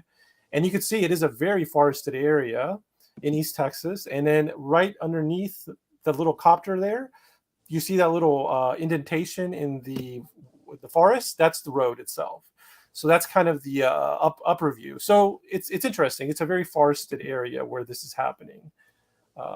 I also did this for the Cache Landrum. I have a lot of pictures of Cache Landrum from an aerial view. If I could, I guess let me go in here right now since I'm already talking and talk about my experiences. Yeah. So I stayed in this area for the month of December a few years ago. It must have been 4 or 5 years ago, doing some research. So I lived within like 5 or 10 minutes of driving distance from this road. And I was interviewing a lot of locals about the road, about UFOs. There's also Bigfoot sightings in this area. It's very interesting. So one lady that worked at the post office, I was like, hey, what do you know about this ghost road? She said when she was younger, I forget, it was several decades ago, she was riding on the road by herself. And she said she saw some lights up ahead of the car. And when she approached them, the lights would like get brighter and they would go away. And she thought it was very anomalous. So there were some kind of weird lights going on in that area. So another local told me that, this local told me a story that her mother and her grandmother told her. In this same area, the story is that her mother and her grandmother were driving. They saw a landed craft, a landed UFO in this same area on the ground. The mother, the younger one, wanted to get closer, get out of the car. The grandmother didn't want to. She's like, don't do it. Well, the younger woman, the mother of my friend, eventually did go outside and close to the craft. But that's where the story ends. Like, they refuse to talk about what happened afterwards, which makes me think it's a very negative thing that happened afterwards. That's also why I say don't approach a craft. You will probably regret it. So that's a very creepy story. And in the same area, there is a unit of this preserve. The preserve is broken up into different units. And there's one area called Big Sandy Unit. And the Big Sandy Unit is a very forested area. In the middle of it, there's a road called Sunflower Road. I've gotten lost in this area collecting insects for a research project. But there is in the 2000s, there was a Bigfoot case. Someone saw Bigfoot cross the road right in this area. So, and another interesting thing about that area is that I conducted some data analysis for biodiversity. So I looked at all the units, I inputted my data, and I was like, which one has the most biodiversity? Which one has the most different types of animals? And that area with the Bigfoot sighting had the most biodiversity, which is just an interesting correlation because my results. I mean, if there really is a Bigfoot there, that's upping the biodiversity because that's a very seemingly rare organism. That is to say, this area is known for Bigfoot sightings. It's known for these UFOs and for the lights. And I have been down that road as well. I have not seen the lights myself, but yeah, that's my experience with this area in Texas. That's really cool, and I'm glad to hear you got to spend a lot of time down there doing a lot of that data collection and field research. And when I say that I saw lights, that's really all I can say. I have no idea if they were the Bragg Road lights. They were just some lights that more than likely I think very well could have been a car way out in the distance. But I'm not sure, and I don't know that that's what it was, so I don't know exactly, what to look for when I'm there. So we're just trying to be observant. I think one of the stories is that there was an old train worker, someone who passed away in some tragic accident, and that's the ghost apparition or specter or phantom of this train conductor or operator or something like that who, met his tragic end there on Bragg Road. So, that's a little bit more into the paranormal side of things, but hey, there's a lot of interesting ideas about how that can affect energy of places too. And as you had mentioned, I've also heard of people describe Bigfoot sightings not just in that area, but specifically on Bragg Road. So there very well could be something to it. And I don't know, I wasn't there. I don't know if I should believe the people who say some of these things, but I'd like to think that they're being sincere and that what they are describing, what they saw, is actually to the best of their recollection, what they seem to experience. So I think there is some really interesting things going on, and maybe something that draws all of those weird collective energies together. For the people that are just tuning in, we are discussing Texas UFOs. We are looking at a photo and discussing an area in East Texas called the Big Thicket. And specifically, there's a stretch of 8 Mile Road called Bragg Road where people see spheres of light. Both myself and Daniel have been in this area. I'll share another story. I had my own paranormal encounter, probably the coolest one that I've had, and the longest one I've had. It would happen very close to this area. So what happened to me was I was staying in this government house run by the National Park Service as a scientist by myself in December. It was very lonely. It was super cold. There was nobody in the house. I had such fun in the daytime. In the daytime, I would go out with some other researchers. We would just collect clams, and I would collect. And she was a clam researcher. I was a beetle researcher. It was great. But at night, I was terrified. I was so scared at night. And one of these nights, I received a phone call. And I believe I received a phone call from 2 non-humans. Basically, I answered the phone in my cabin. I was scared. Already, somebody started talking to me, and I was immediately confused. I was like, come again? Excuse me? What's going on? Who are you? At first, I was like, oh, this person must be speaking in a foreign language, and they have a wrong number. But then the voice sounded so weird. It sounded very impish, like a trickster, like a fairy. It didn't sound human. It didn't sound feminine. It didn't sound masculine. It was bizarre. And then another voice came on, and they started talking to each other. It was obviously another one of these things because it had its own like characteristics to the voice, but they were doing the same language. They started talking to themselves and then laughing at me. And I realized that what they were doing is they were using English words, but they were using them incorrectly. So they were saying them out of order, although it flowed like a language. But and I've heard other people say that UFO occupants sometimes talk in a weird English variation. Anyway, I was freaking out. I wish I wasn't scared. If I could go back, I would have been chill. I would have been like encouraging them. I would have invited them over for a beer. But I was scared, and I was like, I'm alone. I'm going to get probed. I was like, I have to do something. I can't let this happen. So what I did is I remembered one of the phrases they told me, and I can't remember it exactly because it was so long and I was panicked. But the best thing I could remember of what they were saying, this one phrase was, "Where's the bucket, Leroy?" Very strange statement. So I think that's what they said. So I memorized that and I just repeated it to them. I was like, oh, I too can play at this game. So I started saying, hey, where's the bucket, Leroy? Where's the bucket, Leroy? I ran out of the cabin. It was like all dark. It's so dark in this area. You can see all the stars in the sky at night. I ran around the cabin at night. I was just screaming, where's the bucket, Leroy? And they ended up hanging up on me. And I was like, yes. They're like, you're the weird one. But yeah, as far as I know, I didn't get abducted. But I don't recommend you handle yourself that way. I recommend everybody be prepared, be vigilant for having a paranormal encounter. Expect it at any moment, and don't get scared when it happens. Try to keep your cool. That's my recommendation, although it's very hard. Let's see. Let's go to some comments real fast. We have Iowax is here. Thank you, Iowax. Iowax has been following this show since I started. Thank you, Iowax. It's a great musician. Follow Iowax's channel. We have Nancy K. Looking forward to checking the Vortex videos. Oh, that's great. Thank you. Be sure to subscribe to the Vortex. Awesome. And Thanks. Iowax says trees and the hive. And then Nancy K says ha ha ha. So yeah, this is yeah, that's it. That's the area. Would you like to move on, or do you have anything else to say?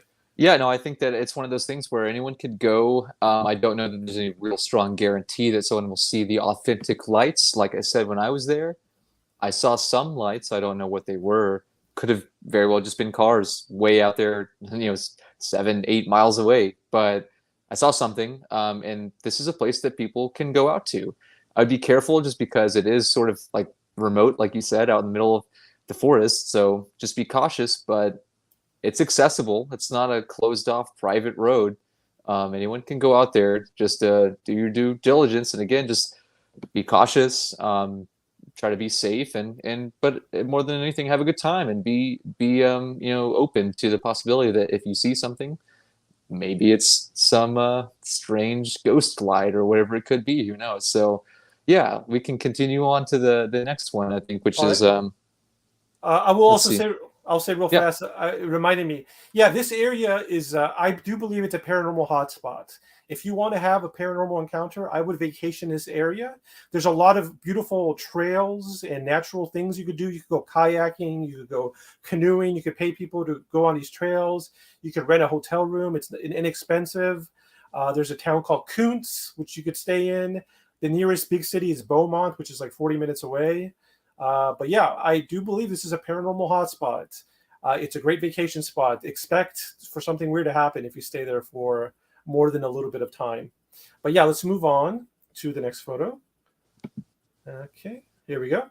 Yeah, and I would say most people who have kept up with anything UFO related might recognize these iconic photographs. These were actually taken in Fort Worth, Texas, of Jesse Marcel, who was showing the supposed Roswell debris, which was taken after the crash in Roswell, New Mexico, over to Fort Worth, to the Carswell Air Base, which is an Army airfield out there, and then supposedly to Wright-Patterson in Dayton, Ohio, which Grandmaster had mentioned something of earlier in the comments. So I think it's really interesting to know that even though it didn't seem to happen here, the Roswell debris has apparently gone on probably a strange journey since 75 years ago, which is this is the 75th anniversary. 50 years after Aurora, you had the Roswell incident. So interesting how that works. But these photographs show something that looks like tinfoil. They said that they had to explain it away as a secret weather balloon with some kind of sophisticated developments in their technology, and so most people considered that to be totally bogus. And there's also something called the Ramey Memo. General Roger Ramey was holding up a paper in a very similar photograph to these, which talked about the recovery of a flying disc, which was brought to Fort Worth, and people tried to decipher what that memo talked about through these old photographs. But there you can see it's one of those things that it's hard to really make out what exactly we're looking at. So let's just say that, because of the significance in relation to Fort Worth, I wanted to include this because most people generally, when you say Roswell, associate that with aliens or UFOs. It's kind of a household name. So it's just interesting how the relationship for Fort Worth was that he got to come and showcase all this weird stuff that they brought out of the mess hall, apparently, to say, hey, this is what you need to show and tell for all the media personnel about to come and take pictures and interview and all this crazy stuff. So there we have it. It's something that I think, most people have heard about as well in some strange way. The Roswell UFO incident of 1947, Roswell, New Mexico, has a strange relationship to Fort Worth, Texas, because that's apparently where these photographs were taken, and they were on loan there in the International UFO Museum in Roswell by UTA of Arlington. University of Texas there in Arlington actually has a huge database of all of those things. And it looks like you got the aerial view pulled up there. Of this is Roswell. Yeah, this is apparently, I went online. The link is in the description. But yeah, apparently this is where the crash happened. It's funny because a lot of people want to go for tours to the crash site, and I heard it costs some money, but it's basically just a bunch of desert. It's more like the feeling, there's not really a lot to look at, but it's more like this is the place where it happened. I'm standing here in Roswell where the crash happened. But yeah, this is what it looks like today. It's just a bunch of desert. Right, and it's not actually something that happened in Roswell, but quite outside and closer to a place called Corona. And so that's one of the books that Stanton Friedman authored called Crash at Corona, because it's a little bit more relevant to the actual location. But you're right. I think that it is something that most people wouldn't recognize from that point of view. So you see it, it's just out in the desert. And, this debris was strewn out on a ranch, which there's a lot of conjecture about what it was, what had happened, if there were occupants. So again, you have a very similar situation like Aurora. The story goes that something crashed and there were bodies recovered.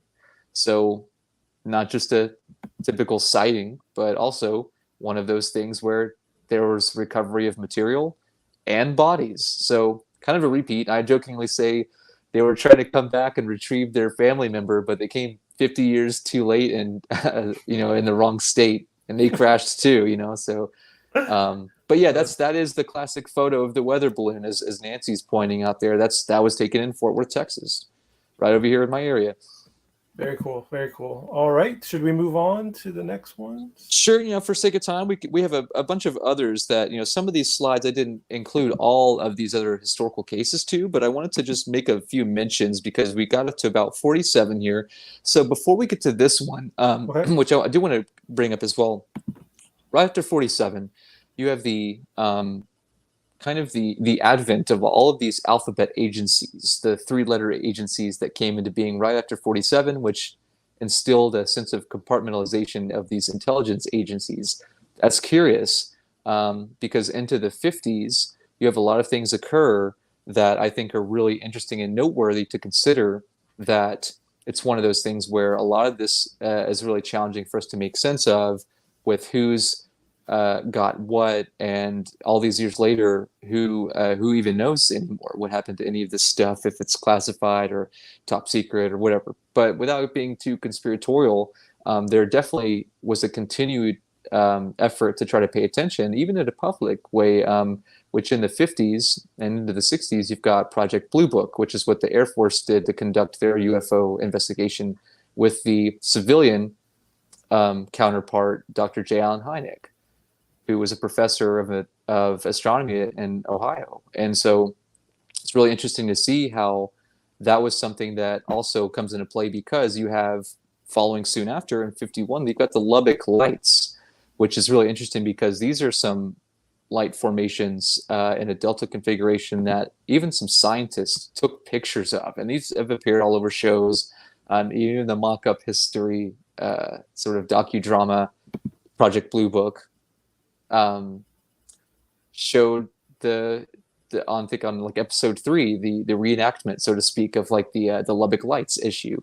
So this was seen outside of the college area and the town, and this was sort of chalked up to being birds reflecting the lights from the city, which doesn't really hold a lot of water, but people saw a very strange configuration, and you can see the lights. I didn't include a picture, but You can search them, the Lubbock lights, and they're a V configuration of several lights kind of oriented in that way. And I think that it's very interesting, if not anything else, for not just people to have seen this, but specifically scientists. They're at the university in Lubbock trying to figure out what's going on with these Lubbock lights, 51.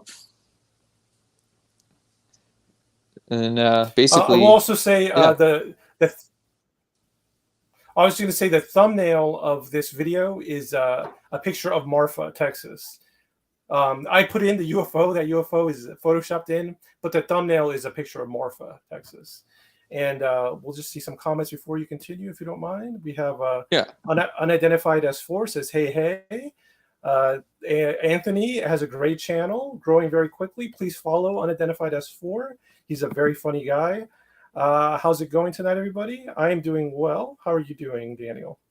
Great. And of course, S4, that's an allusion to the super top secret facility there at Groom Lake, Area 51. That's the site that Bob Lazar had mentioned where they were doing these experiments on these crafts, these reproduction crafts. So interesting name there. I like it.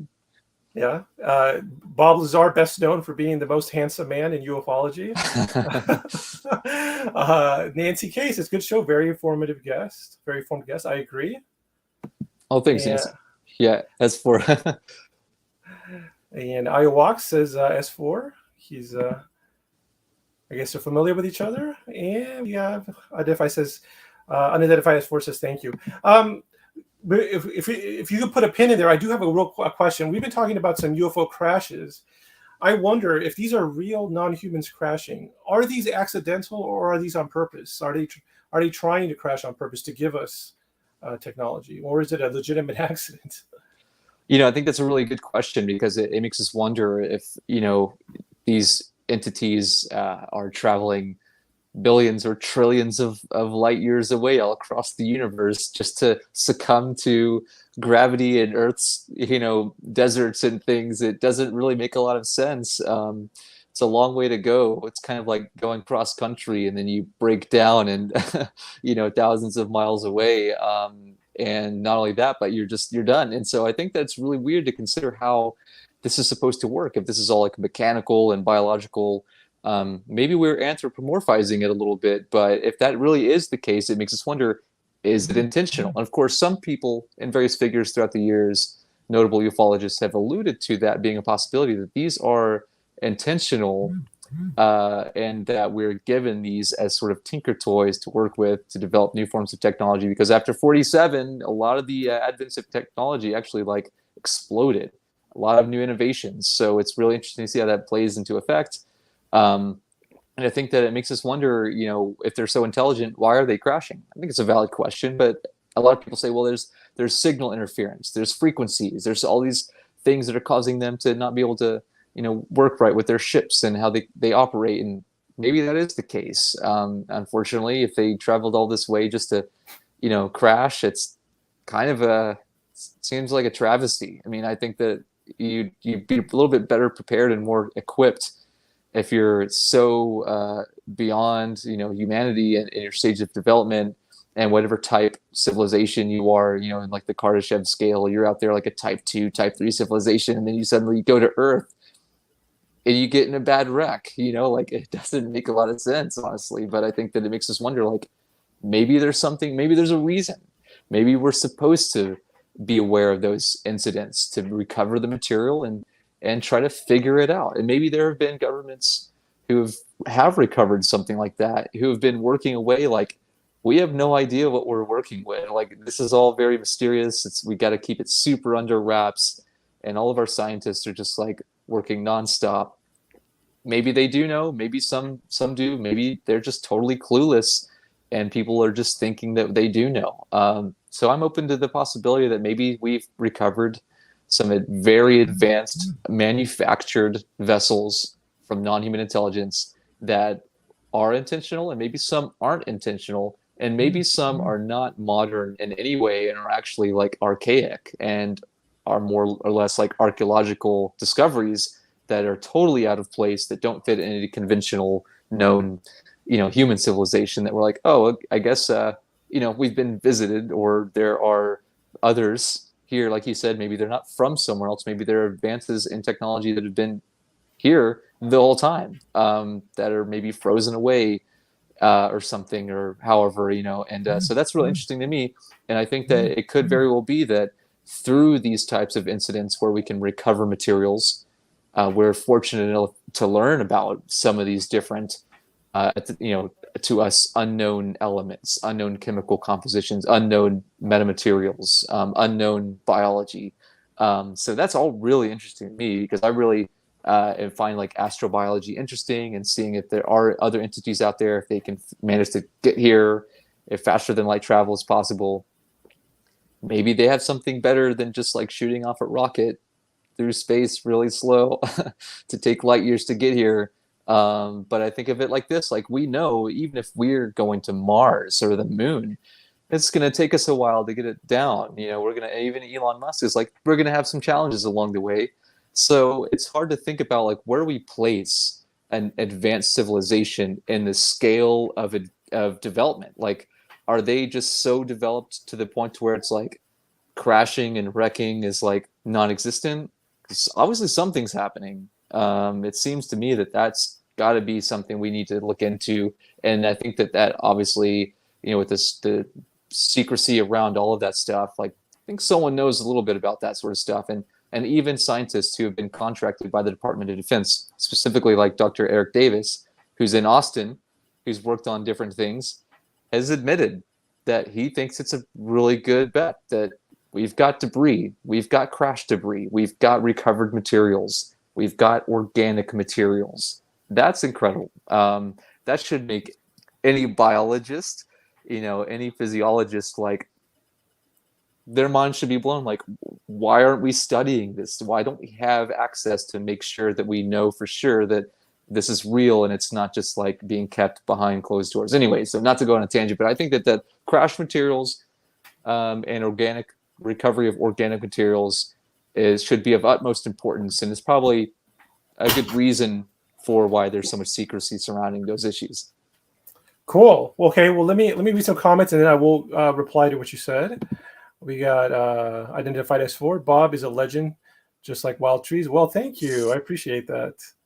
I have this joke. I tell this joke about how the most important thing about Bob Lazar that nobody ever mentions is how unbelievably handsome he is. Nobody ever talks about it. To me, that's the most important thing about him. Nancy K says, we had Tesla. We don't need their toys. Okay, so that's a good segue to what I was going to say. Look, I think people sometimes they make a misconception. They think that just because UFO pilots are super advanced in physics and in engineering, that they're super advanced at everything. And I don't think that's correct. I think if you look at some humans, some of the smartest people are really dumb at some other things. They make mistakes. So just because you're really good in engineering and astrophysics doesn't mean you're good at planning things, at scheduling your time. Because you hear about UFOs and abductions making simple mistakes. So I don't think we should hold them up to a pedestal. If they're real, if there really are super advanced species coming to our planet, I don't think they're super advanced at every aspect. I think they're not perfect. They're human in that regard, or we're like them. So I think it's possible that, and the other thing that makes me think that these crashes are accidental is that there doesn't seem to be that many of them. I mean, there is a lot of them, but compared to how many UFOs are probably actually in the environment, the proportion of them that actually crash is very low. I mean, look at how many people get in car accidents. It's very high compared to how many cars are out there. I don't know if that's a true statement. I'm just saying there's a lot of car crashes, and the UFO crashes, they don't seem to be that common. But yeah, and I also do think the military does have, I do believe there's so many stories of crashes, even in South America. I do believe that they're legitimate, and I do believe some governments, probably the US, because we're the most powerful, we have the bodies, we have the craft, but they're kept secret for whatever reason. Well, Bob Lazar, that's what he said happened. He said he was studying them. The other thing is, I didn't mean to rush you earlier. I have no time constraints at all. So if you want to say more about Roswell, we could stay on that subject. If not, we could continue. Yeah, well, we can continue because I think it's a good segue. There's so much you can get into with Roswell on just its own, but I think the point is that it has relevance, not just being a crash case, very similar to this Aurora legend, but also that its ties to Texas, being that that's where those famous photos, those weather balloon photos, like Nancy pointed out earlier, were taken. And I think it's important because now we use that term to refer to other crash case instances. Like we sometimes say Texas is Roswell, or Mexico is Roswell, or some Right. other country's Roswell. Well, it stands for something. It's representative of an issue that is not really very well understood in a way that I think is really important for us to kind of get back into. So I'll mention about another case that I don't have a picture there for, although I did some field investigative work several years back with a buddy of mine who is actually in the next picture. So we'll bring that next picture up Yeah. with Noe.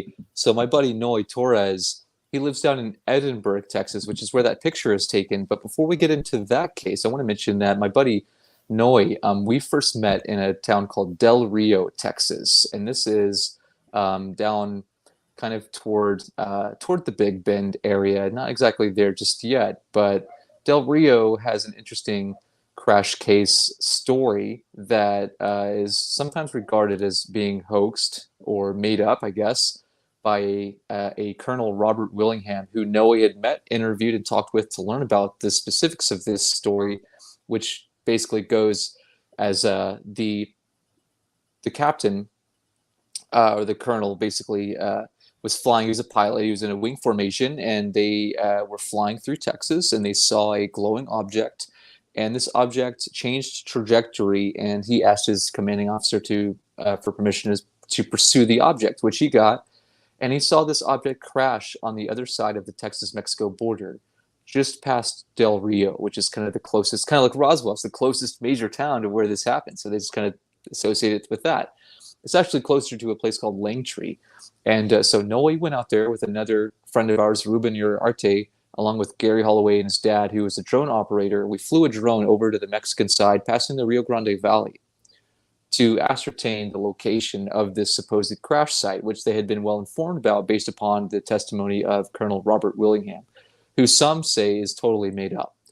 In the event that this really did happen, Robert Willingham basically witnessed this object crash on the Mexican border side, went back, got another private plane, flew all the way back down, landed, and he says by this time he got out, and by this time people were surrounding the crash and the debris, and that there were army people, Mexican army officials out there kind of blocking and barricading off this whole crashed object, which there was debris. He said he picked up some and put it in his pocket, but he ventured around to a side of the craft, which he said seemed to have a crack in what appeared to be the hull of the craft. And he said he peered in this crack and he could see bodies that were like people, but not humans, had arms like broomsticks and big heads, big eyes.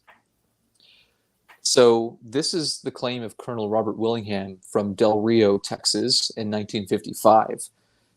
On an interview with George Knapp, Dr. Eric Davis, back in 2018, when asked about if we have crash debris, said that it would be a good bet that we have crash debris from Roswell and places like Del Rio. And this is a scientist contracted by the government to work Right. on these projects, saying that Del Rio was a recovered crash. So not only does there seem to be indication that someone in government has the materials of this object, but if Colonel Robert Willingham's testimony is accurate as he described to my buddy Noe Torres there, they have bodies of something somewhere. That's really interesting. It also may coincide with the claims of Lazar and many others who say that we have alien bodies or some whatever they are bodies in these containers or through examination rooms or whatever it is. That's extremely curious. It could be a treasure trove for biology, and it's too bad that we don't have access to that in the public, because why wouldn't America want to say we discovered aliens first? We did it. We're number one. It's such an American thing to do. I'm not necessarily advocating for that, but I'm thinking it's like just seems such a typical thing. Why haven't we said that yet? If this all really has happened, very curious, especially to adversarial nations saying that we're number one. We did it first, because all these other countries would want to be the first one to announce this, or at least it seems, just like the space race. Yeah. Anyway, I think that's kind of a weird thing to consider, but really, if that actually happened, that was 55 outside of Del Rio, Texas, where this craft crashed and there were occupants inside. They refer to it as, the Texas-Mexico Roswell. And there was an event we held out there for a number of years until someone from the local Air Force base approached the city and said, you guys got to cut this out. We can't have this going on in our city. Whoa. And they stopped it. And the Wow. last one was in 2016. So, yeah, pretty wild. Wow. Well, I've never heard of that case. That's very interesting. Cool. I'm learning so much. And that sucks about the Air Force stopping it. Here we have a comment from Iowax. We could end a lot of suffering with data today. It would cure diseases, more tech. We could make vertical farms, stop hunger for a few trillions. Yeah. So the idea I think Iowax is getting to is that we honestly have the knowledge as collectively as a race to stop a lot of suffering. I believe a lot of suffering that humans experience is due to economic reasons, not for technological reasons, not for lack of knowledge. It's just for economic reasons. We have an economic system. I guess it could be argued the economic system does support a lot of the good things, but I do believe the economic system also prevents a lot of good things from happening. The system we have set up in the globe. Yeah. Yeah. I will mention that I met Catherine Austin Fitz back in 2015 at an event in Texas called the Secret Space Program Conference. And she had delved a lot into government economics and black budget money.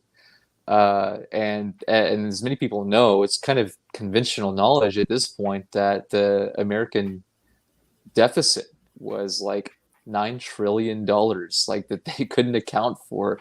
Where's that money going? What is it being, used on? And I think it was 89 and the late 80s, and one of the defense budgets, there was something of an enormous amount of money being filtered into a program with the nickname Aurora. And this started hitting, news headlines in aviation magazines about this mysterious project, a potential aircraft known as the Aurora, which now is loosely associated with the triangular UFO, the TR-3B, the Manta, all of this stuff, which apparently was a successor to the SR-71 Blackbird, which was retired and replaced apparently with this Aurora.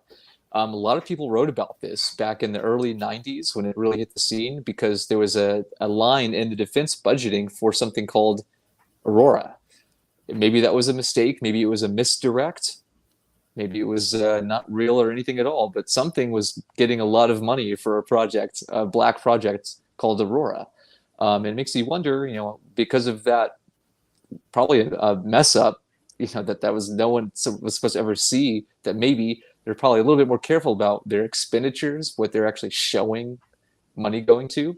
I mean, obviously arms and war makes a lot of money, and a lot of people poured that money into, those things in the military. So I think that, that's a good point about how we could probably change a lot of society if we allocated money into better developing technologies for sustainable living. And I think like the vertical farms and all of that is interesting.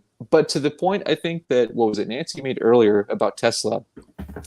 Tesla apparently, I met Michio Kaku a number of years ago, and he would talk about a lot of different things, but he also said at the time he didn't think that we had any recovered UFOs in hangars or anything like that. He might not be privy to that. He was kind of making light of it. He did think UFOs were important, and this was around the time he was advocating for Leslie Kean's book, on the subject, who she was the author of the article for the New York Times a few years later. But Michio Kaku would say how, Nikola Tesla died poor and penniless without any claim to fame, really. And it's unfortunate, but the reality is that apparently his technology was militarized or weaponized. And unfortunately, it's not something that, had been really known to have given him a lot of credence up until much later on. And what's really interesting about why I bring any of this up is that there's I think a Wardenclyffe Tower over here in my area. It's probably about 45 minutes or so away down south from here. And I was out there here recently, but it was they have a Tesla tower, a Wardenclyffe Tower. They use ground wave, I think, energy frequencies or something like this, and it's by this company called Visiv, Viziv. And so anyone can go and check this out. It's like people started seeing this in 2017. And they're like, there's something out in this field that looks like a Tesla death tower or like a Tesla coil, a big Tesla tower. And so it started getting people's attention, and they put out a public statement. They're like, yes, we have this tower. We're trying to make new technology. Don't worry. It's not going to like zap anybody or anything. It's not going to like affect people nearby, but we're working on new stuff. And so, yeah, I mean, I think we have a Tesla tower type situation here in Texas, and people are noticing that. So we just had Nikola Tesla's birthday here a few weeks ago. So that's really cool. I just did a video on this tower, by the way, which you can see on the Vortex YouTube channel. And some people think that maybe we could have powered all kinds of different vehicles, and that maybe through some of these different UFO sightings, these could be objects utilizing what we referred loosely as Tesla tech or Tesla technology, Tesla energy, which, he was trying to utilize wireless energy worldwide.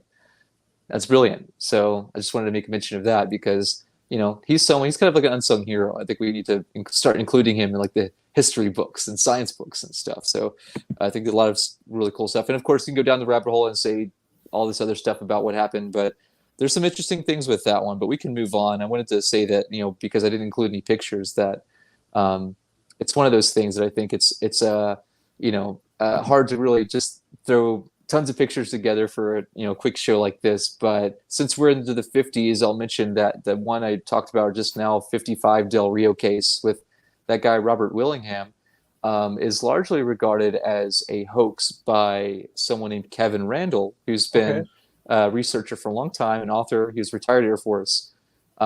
He's a proponent of the Roswell incident. He's written on that extensively, and says basically that guy is not trustworthy, pretty much just made up the story or doesn't remember things, can't remember things right. So I only mentioned him because he actually recently authored a book about an event that occurred 2 years later in a place, miles away, but still in Texas, called the Levelland UFO case. We were talking about this a little bit earlier. So Kevin Randall authored this book here, I think just this year or like very recently, called Levelland. It's about the Levelland UFO, which was like an egg-shaped glowing object seen outside of Levelland, which is like southwest of Lubbock. And basically, this object stopped cars. It shut cars down, shut power down on things, I guess. And the authorities were called. So police came out, and pretty interesting case. I don't have any pictures for that one. I just wanted to mention it. I did pass through on my way to Roswell here and got a picture of a sign that said Levelland, but anyone can read letters on a sign. So maybe I'll actually get out to Levelland someday. But, this guy, Kevin Randall, just wrote a book on it called Levelland. That happened in 57. So I just want to make mention of that because we're going through this chronology.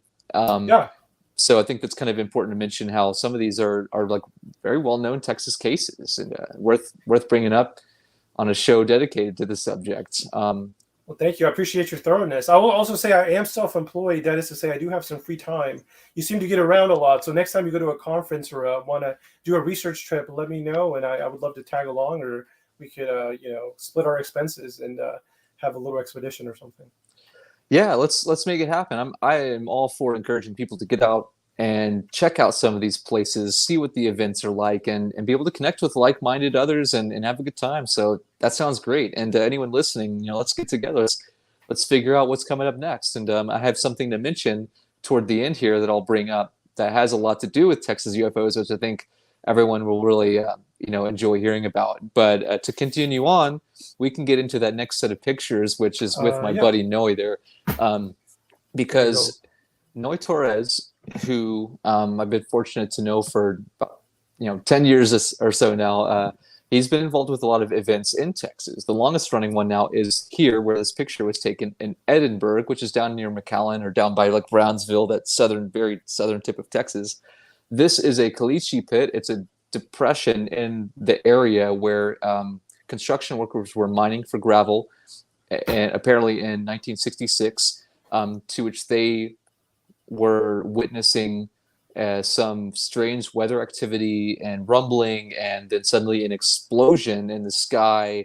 I think that basically there were 8 construction workers from Dallas with equipment and housing dwellings, I guess, and they see this strange phenomenon, whether it was an object or an articulated craft or whatever it was. They see something and an explosion occurs. It freaks all of them out. They call the local sheriff. They run to the road. They're trying to wave people down.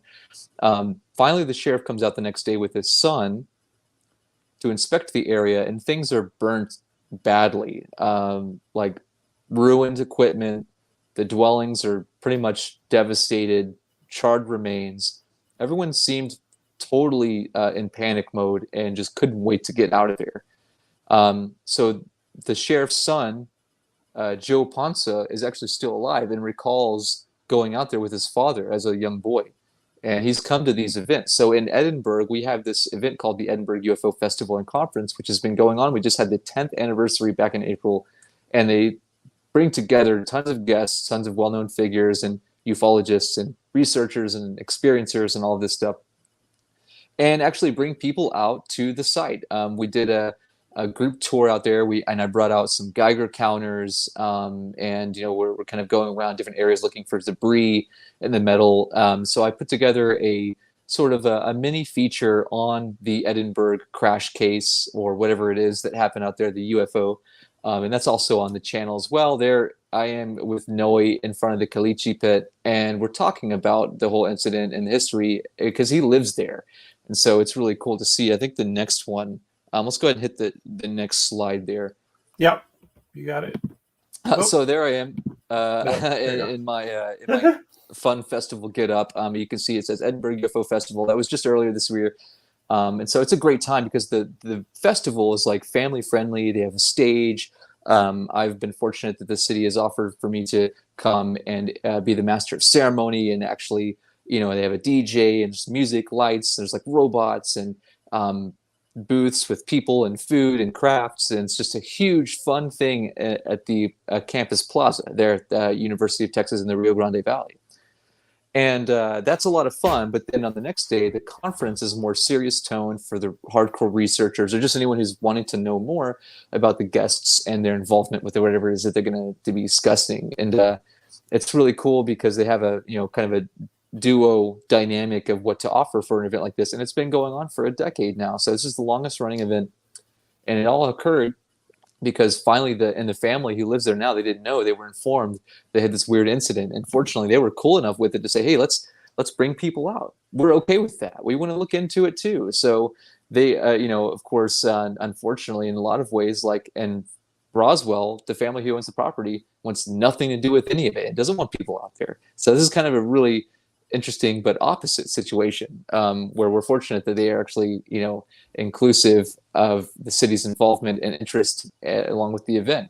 So I highly recommend everyone check out the Edinburgh UFO Festival and Conference of 2023, coming up probably in April, but that's going to be something a few months down the road for next year. But that's a really great event. The story's really interesting. You can check out the video where we get into some people that we had there and get their impression on the historical event that took place in 1966. Very cool. Let me get some comments if you don't mind. Yeah. Let's see. We got. This is going back to, we were talking about black budgets. Nancy K said, "Don't get me started. That money is taxpayer money, but we are not allowed to know how and where it is spent." Io Walks then says, "I heard he was not a real person like a Superman." We were talking about a lot of people. I'm not sure who he's referring to, Io Walks. I'm not sure if you you know who, Daniel, either. Iowax, let us know. Yeah, well, I know we were talking about Oh, Tesla for a bit oh, too. So Tesla. Oh, Tesla. Okay. Interesting. And then Iowax just says, I am self-employed right now. I run events. Good for you, Iowax. I'm glad. And you only work holidays. Good. Okay, so I didn't know that Tesla was thought to have been like not a real person. yeah, well, there's that sort of the conjecture of that he was in contact with advanced intelligences, which is how he received a lot of his ideas, and maybe that's the case, or maybe he wasn't actually human at all, and he was just around trying to help us out. Which good on him. Think we need more of that going on. We could really use some help. So he's definitely So definitely a mythical figure in some regards. he has reached mythic status, I think, at this point. Yeah. Great. All right. Would you like to go on to the next picture? Yeah, I want to make a quick mention here. I'm trying to think Yeah. back to the date. There's a in the let's see, I think we just said the 63rd, so this would have been the late 50s, 57, I think, as well, or around this time. You also have what's called, this is a really crazy situation. Late 50s, I'll just say, you have this instance called the Houston Batman, which sounds bizarre because it's like, we think Batman's the Caped Crusader, DC Yeah. Comics, all this stuff, and all these movies, right? Well, this is nothing like that. But apparently, there were some people out in Houston Heights who, one summer evening, they were like cooling off out on the, their deck outside, and they see this weird glowing object up on the tree line, and it ascends up into a branch and expands into the form of a humanoid figure, a person, what looks like to be wearing a dark or black paratrooper outfit with a glow, like an aura. And they're looking around, like holding onto the tree, and this weird, like, sounds like a Batman villain or something. I don't know, but they're like looking around.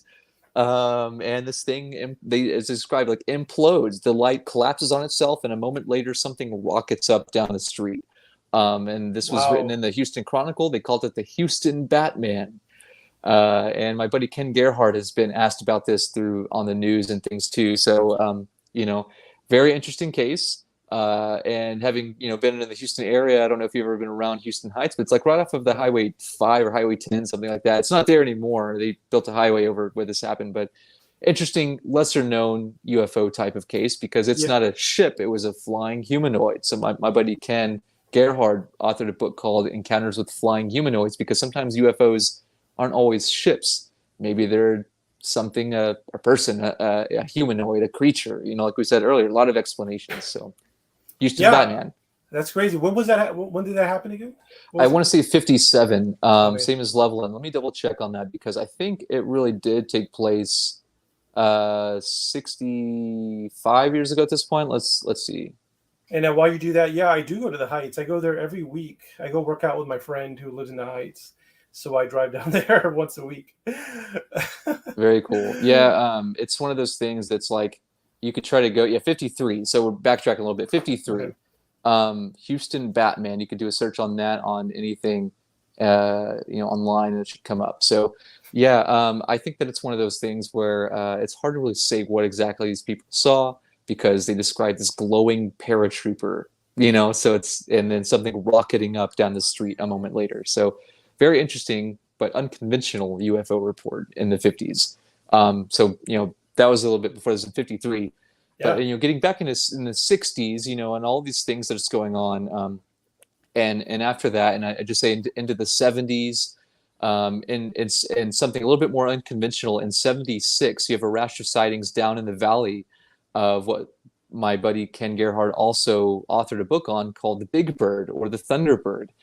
People saw an unknown flying animal, maybe not have been an articulated craft, but they definitely saw something that they thought looked like a pteranodon, or basically a pterodactyl, right? Which just obviously doesn't make any sense for creatures that were thought to have died off 56 million years ago or 65 million years ago, whatever it is, right? And so to me, I think it's really just confusing to think like, I know that, again, we have cases of misidentification.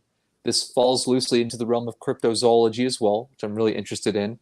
But it's also flying, so it technically is a UFO. When someone sees an animal they don't know, it's an unknown flying animal, I guess. So these people really think that they saw something that resembled a pterosaur, which is really incredible to think that there could potentially be some remote pockets of these creatures still out there in remote, desolate areas that we wouldn't normally think to try to go and see or frequent. But people in the valley describe seeing this in the 70s, even a group of school teachers.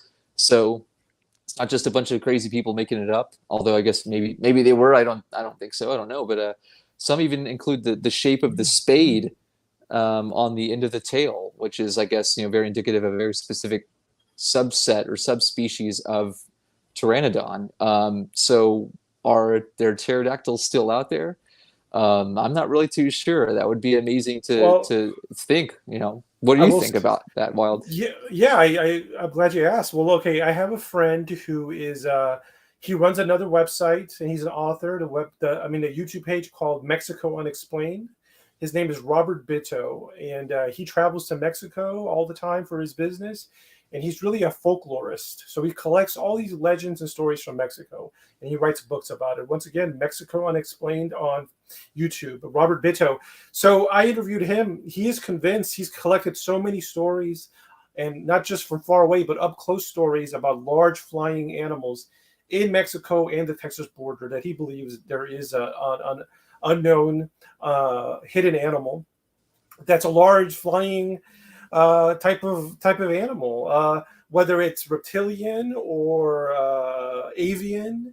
It's up for debate. But there's also this legend in Mexico that's prevalent, super prevalent, called lechuza. Lechuza, yeah.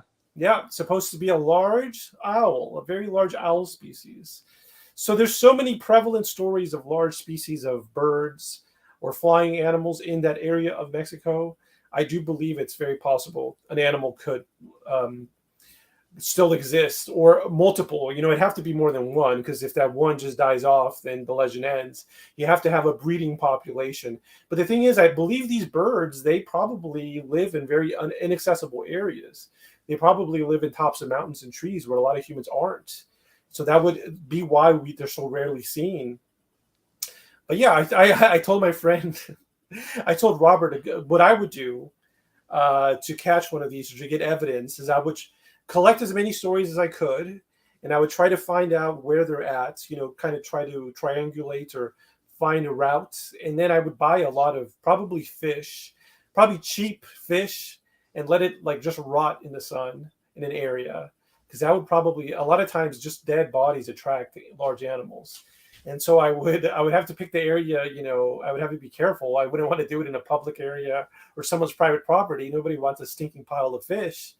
But if I found this area that met the criteria, I would probably put it out there, and I would wait with a camera. That's where my friend Robert was making fun of me. He's like, yeah, then what? What are you going to do then when it comes out? But I would be in a safe distance. I would be hidden, and I would just have my long telephoto lens. I wouldn't try to catch it physically, not at first at least. I want to see what's going on before I get myself involved in a hairy situation. No, I think that's awesome that you know this person and they've done this work too. And I think that it makes sense because now we don't have to always have a physical specimen on hand captured to make declarations on new species. Although that's ideal, we can see that happens quite a bit, especially with underwater photography, like oceanic marine biology, places in the Amazon, which are not widely accessible to most people.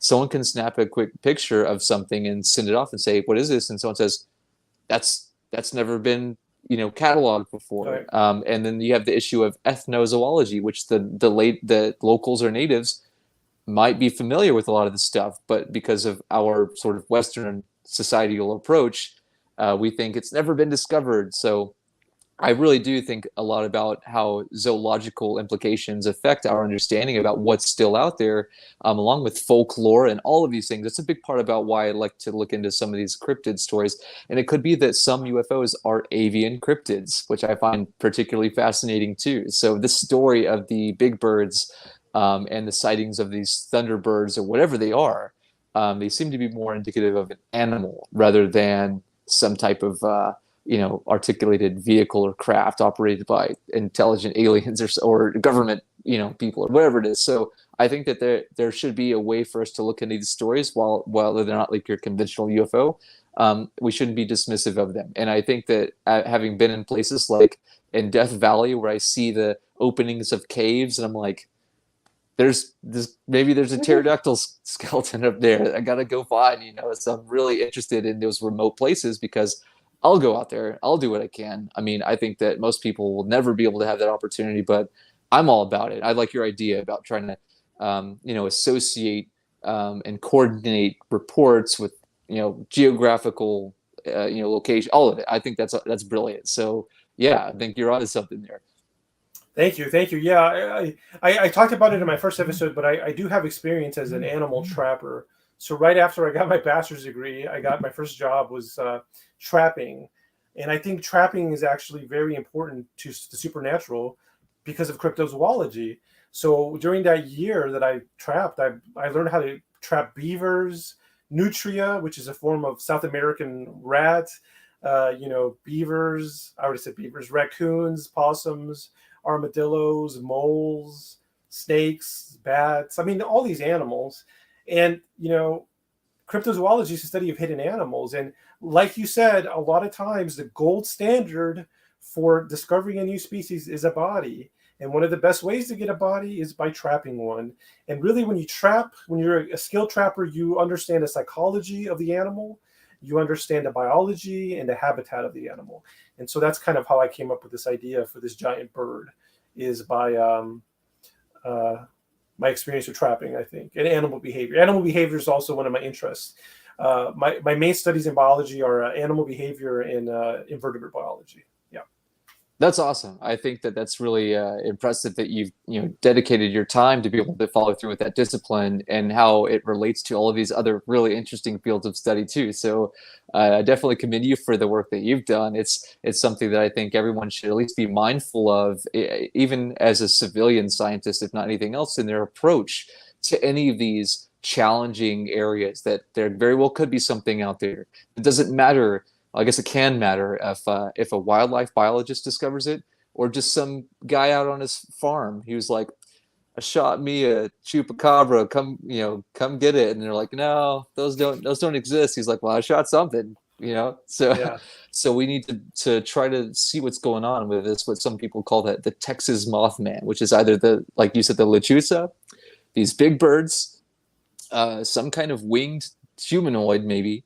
Or whatever's going on with any of this stuff. It's curious because that's something that we still don't really have a good idea on, zoologically speaking. I think that really helps shed light on what's still out there. And like you said, if there's a viable population, there's not just one. You've got a group of these somewhere out there getting by somehow, maybe.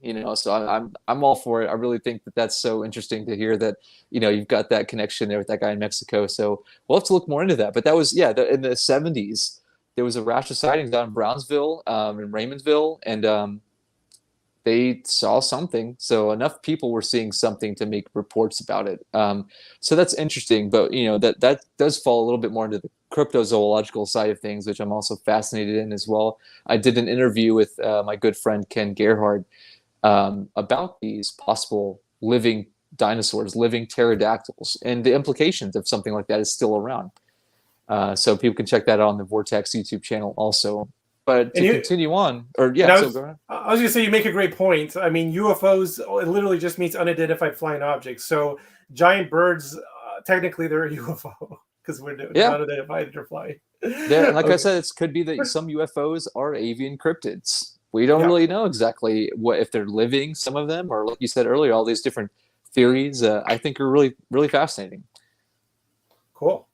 Did you want to move on with the next picture? Yeah, I think this is the last picture of the slideshow, but it's not the very end of our discussion here. I just want to make sure to at least include this because I do think it's important, because this is the location of what happened on December 29th, 1980, outside of Huffman, Texas, or near Dayton in Montgomery County. This is the location of the Cash Landrum UFO incident, where unfortunately Betty Cash and Vicki Landrum and Vicki's grandson Colby Landrum witnessed a strange diamond-shaped object that seems to be radiant and flaming and in distress and shooting light and flames and fire down to the ground. And not only that, it was surrounded by about 24 black military helicopters, which were making a thunderous calamity above them. And this is really incredible because I think if it weren't for the association of the helicopters with the unknown aerial object, they might have thought it was alien or something. And in fact, when they first saw it, Vicky told her grandson Colby, "Don't worry, it's Jesus. It's the second coming. He's here to help us." Unfortunately, that was the total opposite of what happened, and they ended up with really bad radiation burns. This is the exact location of where this happened, where this object descended down into the road in front of them, and they could not pass it. I think the car actually shut down. The heat was so immense, they got out of the vehicle. Betty started kind of getting up close to it, apparently, and they were like, it was a lot like the story you described earlier about the ladies in the car, and they were like, "No, come back." It was kind of like that, almost verbatim. And Right. they saw this diamond-shaped object glowing and emitting light or flames down into the road, which apparently this road's been redone a lot, but there was a dark blackened circle from someone who was there at the time who told me when they lived down the street around the corner. They said, yeah, there was a black circle after this. And the strange thing is that it's very unfortunate. It's very tragic. But the obvious physiological effects of close proximity with this object, these ladies and Vicky's grandson Colby, they incurred some kind of detriment to their health that was very obvious. They actually tried to sue the Air Force to no avail. Nothing really ever came of that. Never got any medical compensation. They didn't die immediately. Some people mistake this as like tragic, like death on sight type of interaction. That's not really what happened. Colby is still alive. He doesn't really talk much about this. He's appeared on a few shows over the years, very few, but he's not like going to conferences or anything. Strangely enough, half a world away in Suffolk, England, you also have a close encounter of a strange shaped object of maybe very similar orientation come down in the Rendlesham Forest on the Royal Air Force Base, where you have the Deputy Base Commander Charles Halt come out. You also have James Peniston and Jonathan Burroughs and a number of other people come forward and witness some object in the forest with a tripodal configuration. James Peniston actually touched the object, and he received a download of binary, apparently. Jonathan Burroughs claims to have sustained physiological injury as well. And this happened at the same exact time in Suffolk, England, as the incident here on the Cash Landrum incident in Huffman, Texas, just north of Houston. Very odd. I don't think it's the same thing, but some people have come forward and talked about how this was a nuclear-powered device using some kind of mercury propulsion. Bob Lazar has even commented on this, and people later on, like Rick Doty, have talked about this, and whether you believe them or not, people have commented about this, and it's too bad because something happened to these people and they never got answers. Some suggest that maybe the helicopters came from Fort Hood, and there's a massive installation under Fort Hood that's like sort of got all this stuff at the ready in case something like this, maybe a experimental nuclear device was like going down, and they're like, we gotta recover it before like tons of people just like see this. So something happened. We held an event. MUFON put together an event a few years back, and the meeting location where we got together, someone drove by and they're like, "Hey, I don't have time to stay, but I just want to let you guys know I was there when this happened. I remember the helicopters, but I just wanted to tell you that. See ya," and that to go. So whether that happened or not, people are still saying like they remember something happened in Huffman, Texas, in December of 1980, and people were badly radiated because they were really close to a weird diamond-shaped UFO. Yeah, that's a weird story. And like I said, I took some more photographs from kind of up above. So let me show you. So the first thing I noticed when I was flying above this area is that it's kind of close to this large body of water. So see, there's this large body of water here. The area in this photo, it's kind of toward the horizon where it happened. But I just thought it was interesting that this large body of water is pretty close to it, which there seems to be a connection with UFOs and bodies of water. Perhaps that's perhaps there's nothing there, but I thought that was interesting. And then in this next picture, we're getting closer. So this is right above the area, the road where it happened. So once again, you can see the body of water is in the horizon, but right underneath us is where the sighting happened. But you can see it's a very wooded area, just like the other Texas site, the Bragg Road site. And then here's just a closer picture. Once again, you can see even today, these are current pictures. It's an incredibly wooded area. So I am imagining back when it happened, it was even more wooded perhaps than it is now. But yeah. Yeah, and it's much. It's not much different, but it has been. Apparently, there was a clandestine construction cleanup crew that came out, and it's not really got a lot of radiation detections with Geiger counters now. But I think that there was some effort made to try to do a quick mock-up cleanup job of a really bad mess up. Something went wrong. It seemed like that's pretty well established. Like none of that was probably supposed to happen, and unfortunately, some of those people, even aboard the helicopters, were probably dangerously close to this radiating device or object. And their impression, Cash and Landrum, their impression was not an alien spaceship. It was, this is some secret military object, is what they thought. I think, again, is because they saw all the helicopters. So who knows who any of those pilots or any of the crew above these double rotor black Chinook helicopters or the other ones, if they knew anything about what was going on or if they got radiated at all either. So it's really kind of unfortunate, but that is a really significant yet tragic UFO incident. And that happened right north of Houston in 1980. Very So cool. it's really cool aerial photos. That brings us through the 90s. There's a lot of other things in the 90s, but I wanted to kind of jump through. We had the 100th anniversary of the Aurora incident in the 90s in 97. 97 was also when the Phoenix Lights incident happened above Phoenix, Arizona. Not Texas, but, another really huge UFO flap, as we call it. It was also, the 97 was the 50th anniversary of the Roswell incident. But that also kind of sparked interest in people trying to do more work on uncovering the story about Aurora. So some efforts were made on behalf of the media and others to kind of produce some documentaries and things about that for the 100th anniversary. And in the early 2000s, a number of things were going on. And most notably, when it comes to Texas and UFO cases, you have the Stephenville UFO incident from 2008. And that caught my attention because I was just out of high school. I was really starting to find out about a lot of this stuff that caught my interest. And I was interested in going to a MUFON meeting or something to talk to people about this. Because I was like, I'm not too far away from Stephenville. It's like an hour away, I guess. But people, this is very recent at the time. Like people saw something. It wasn't just once. They say it was like a flying Walmart. It's a huge object that officials, people in law enforcement saw. People that were living in Stephenville, they all saw this, and they saw it being pursued by F-16s from the Naval Joint Air Facility over in Fort Worth, which first denied that anyone was sent out, but then they're like, okay, yeah, we had a few.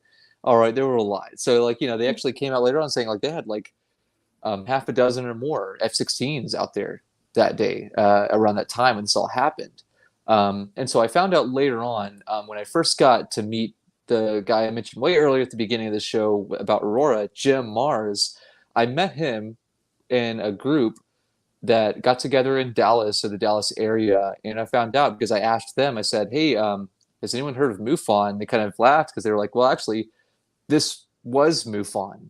But because of what happened in Stephenville, the whole group kind of disbanded because the main guy, the Texas chapter head of MUFON at the time, Ken Cherry, started to hold a press conference, and it made national, maybe even international news at the time that people saw some enormous objects kind of heading towards Crawford Ranch at the time. It was a big deal. So that made the news.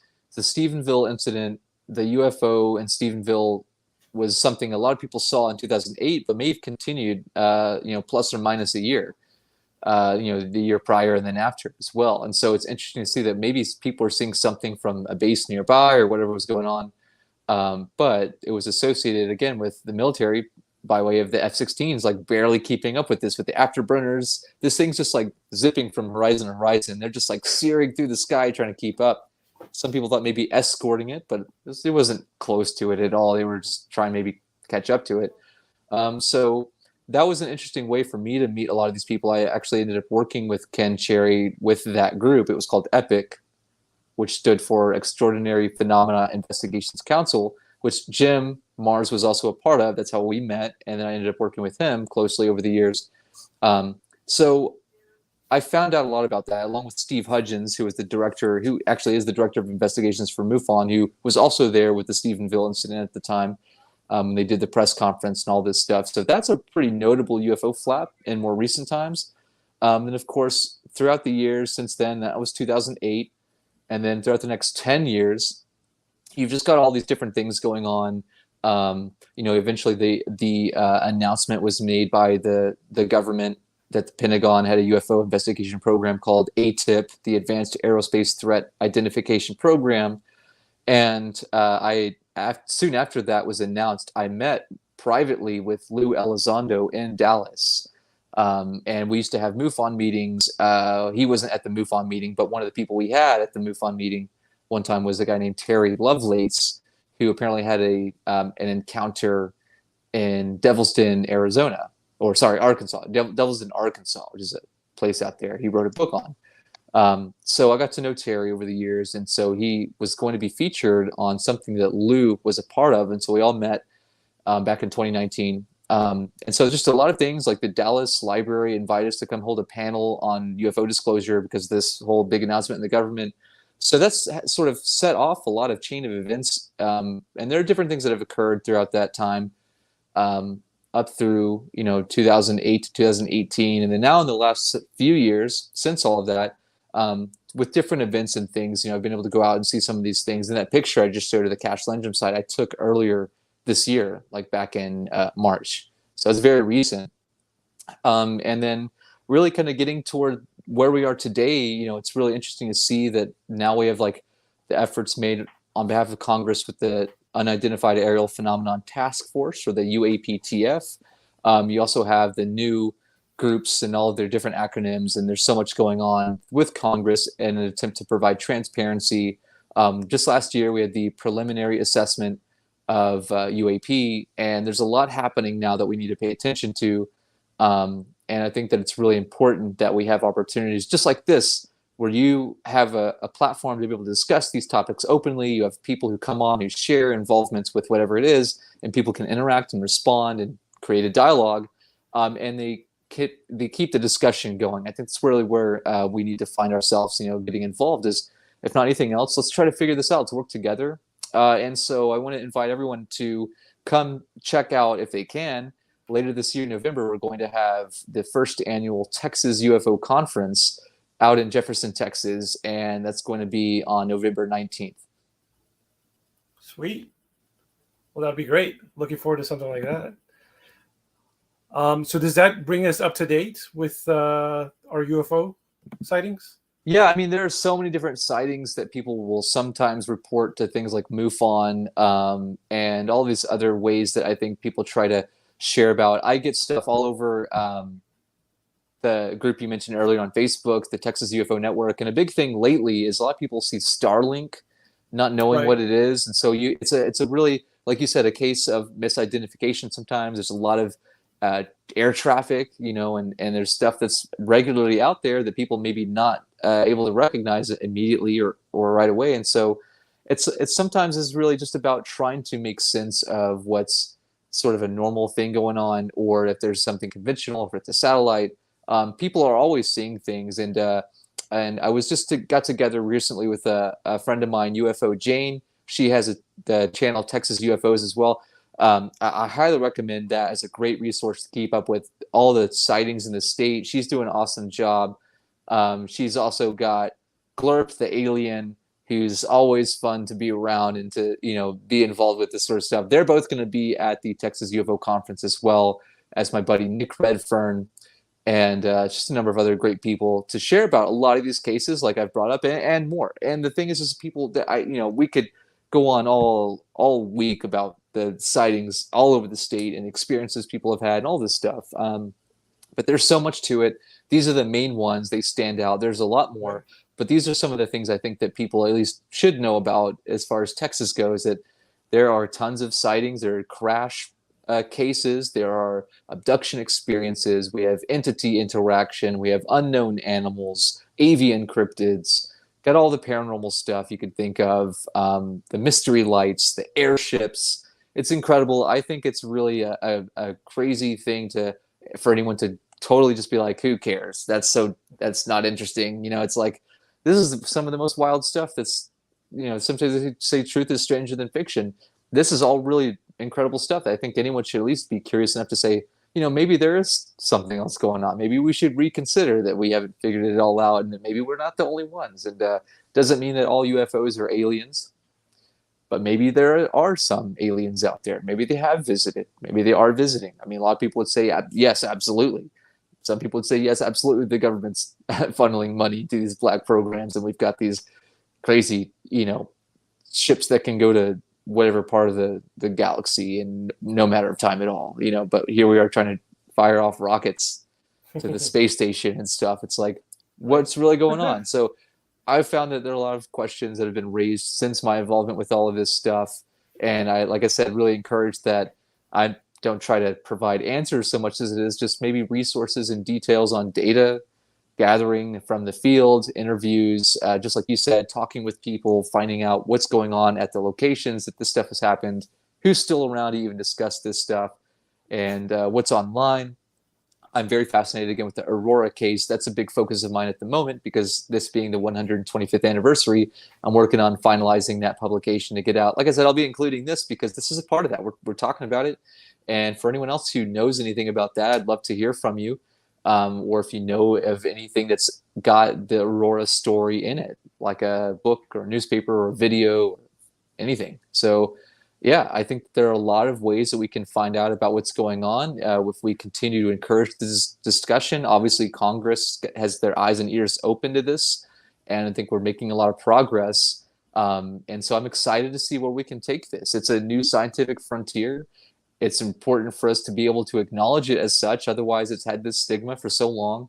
So I just want to thank you for allowing me the opportunity to share about some of this probably lesser known history of Texas that doesn't really get discussed or brought up in schools, of course, or maybe even, universities or things that otherwise it could probably do good by bringing into the discussion. So hats off to you, Wild, for bringing this up and allowing this platform to cover these challenging topics in a way that people can get involved and comment and, chat. And so that's really cool. So I really appreciate the time to do this with you.